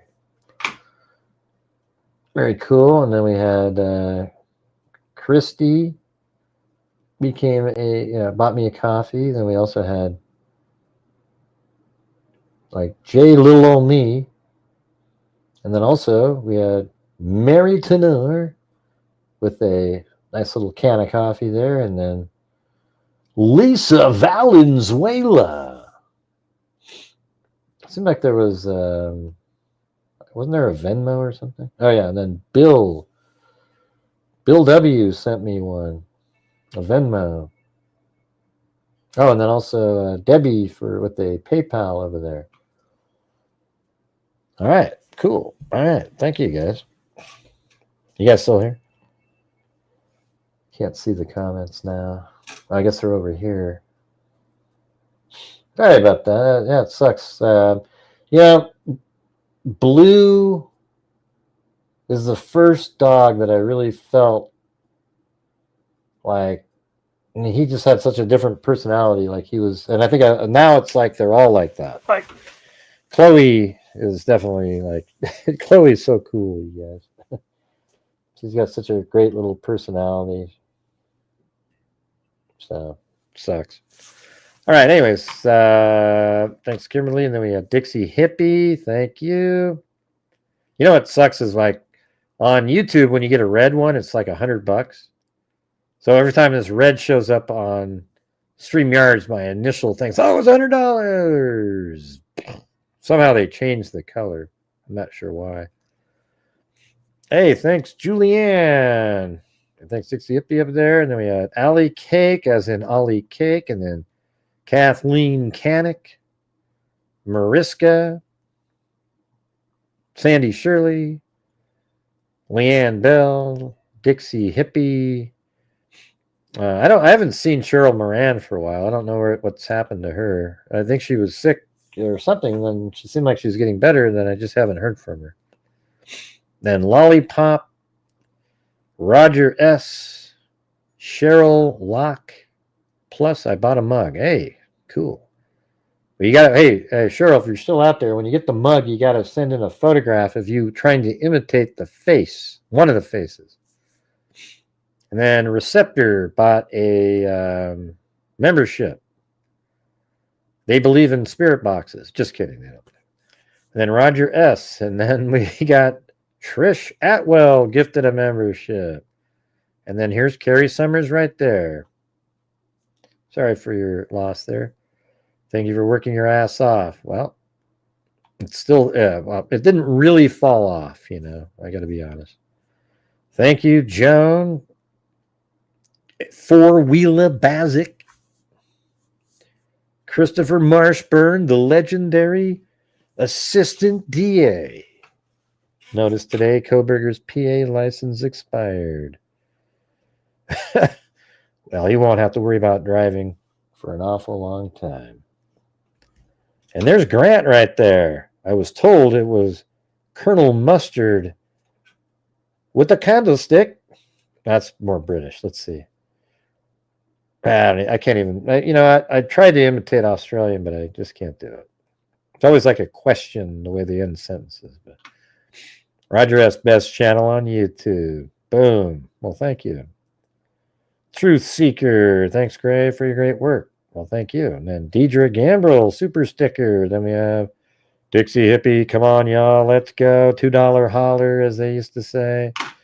Then Bill Clark jumped in there. Then we got Ashley Yeager gifted a membership. Christy Rosel. We were kind of still sort of struggling a little bit, I guess, around this time. And then we got Carrie Summers. Well, I know that you don't expect the same people to be donating every single night. With all your views, you're just asking. Yeah, that's exactly right. That's what I try to. I just want to try to reach numbers because I know what it takes to be able to get at the end of the month. Like my channel would have survived this month just off of ad revenue, but it just would have been, that's it. There's no support, donations, or anything else out going on. All right, but normal months the ad revenue isn't that high because people don't, like if you make a video on the case of Joe Schmo, nobody watches it. It's crazy. Hey, thanks, Nichols Law 16. Or is it Nicole Slaw? There you go. Nicole Slaw, right? And then Debbie Gunn up there. And then Joan Four-Wheel Mazic gifted 5. Then Carrie Summers gifted 1. And then John Marcia. Then Kimberly Hunt. Then Deidre Gambrell gifted 5. And then, man, you guys are just like, boom, the gifted memberships. Violet Blaze. Nature Lover gifted 1. Then Cheryl Annie. Then I gifted 5. Then Carrie Summers gifted 1. Then, I don't know, CHRS Stu. Chris Stu, maybe. And then Mark Braun gifted 1. Then Lisa Belson gifted 5. Then Nature Lover gifted 1. Then Diane Tosh Farzano. Then Lynette Eades gifted 1. And then the very last one was Diane Tosh Farzano. That was a long time ago. That was 8:48. That was an hour ago. Isn't that wild? I'm still here. So thank you guys. Appreciate it. And I guess that's going to do it. Going to do it for the night there. What's the... Oh, yeah, live. There we go.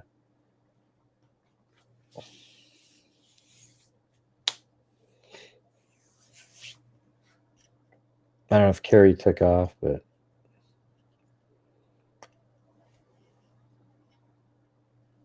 Yeah. All right. Well, thanks, everybody. We'll see you guys tomorrow. Tomorrow's donation night. So we just have the first hour, one push. We try to bring in, you know, whatever people do. You know, usually it's like $1,000 or something, you know, total. And, you know, depending on how that goes, that's how the, you know, the final number is. So I'm hoping this month to give out $6,000. You know, $5,500 is pretty, you know, like it's good possibility. Oh, there you are, Carrie. Well, sorry to hear about your dog. That sucks. They don't live that long, right? Great Danes, like 8 years maximum, something like that. It's kind of weird. I mean, they definitely don't have the same numbers as the, you know, dog years.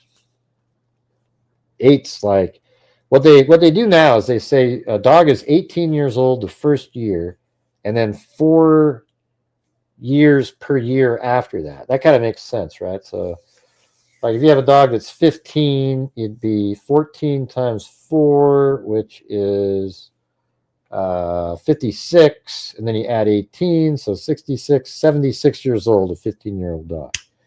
Because remember how everybody's dog was 105 when they'd say, oh, there's 7 years per year. Like, you know, I mean, every single dog was like ancient human years, you know. She was 8 years and 7 months old when she passed away. She was an amazing dog, such a gentle giant. Yeah, those dogs are huge, too. You could almost put like a saddle on it.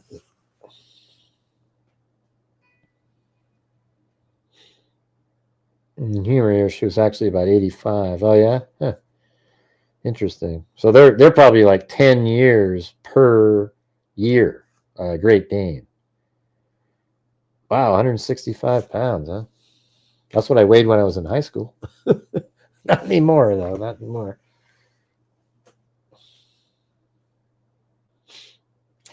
It's weird, though. Some bigger dogs live longer, you know, like a lab, you know, they can be 12, 13, 14.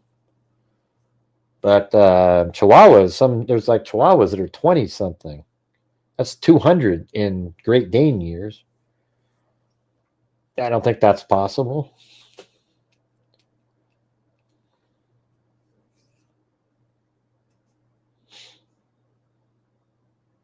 Yeah, that's what I weighed in high school.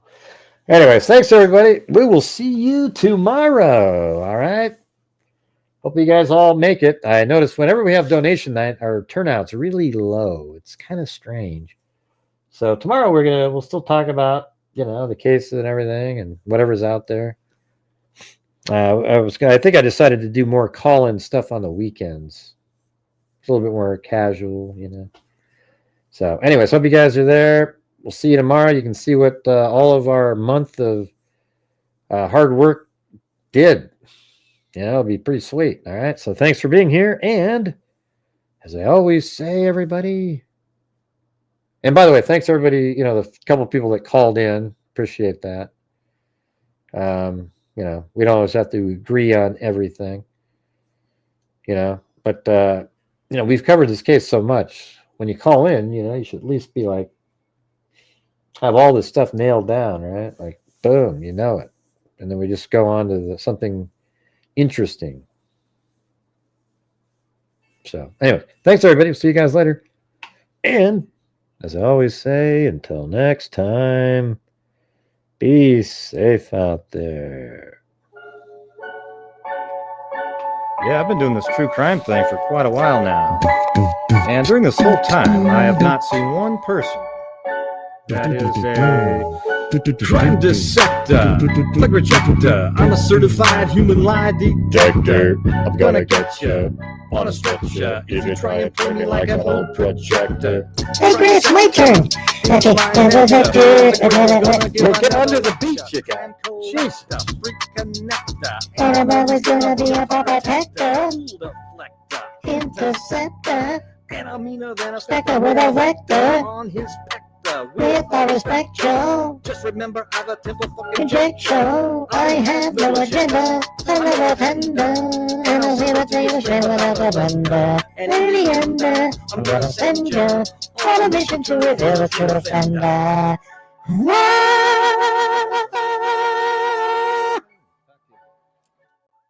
What in God's name was that? Like I said the other night, Gray, a crescendo. Well, I'll say that was better than the other night when you went like this. Ah! At least it sounded like you were almost onto something there. Well, thanks, Gray. Have a great night. You too, Mary Lou. Hey, wasn't that nice, you guys? Just a nice, cordial conversation.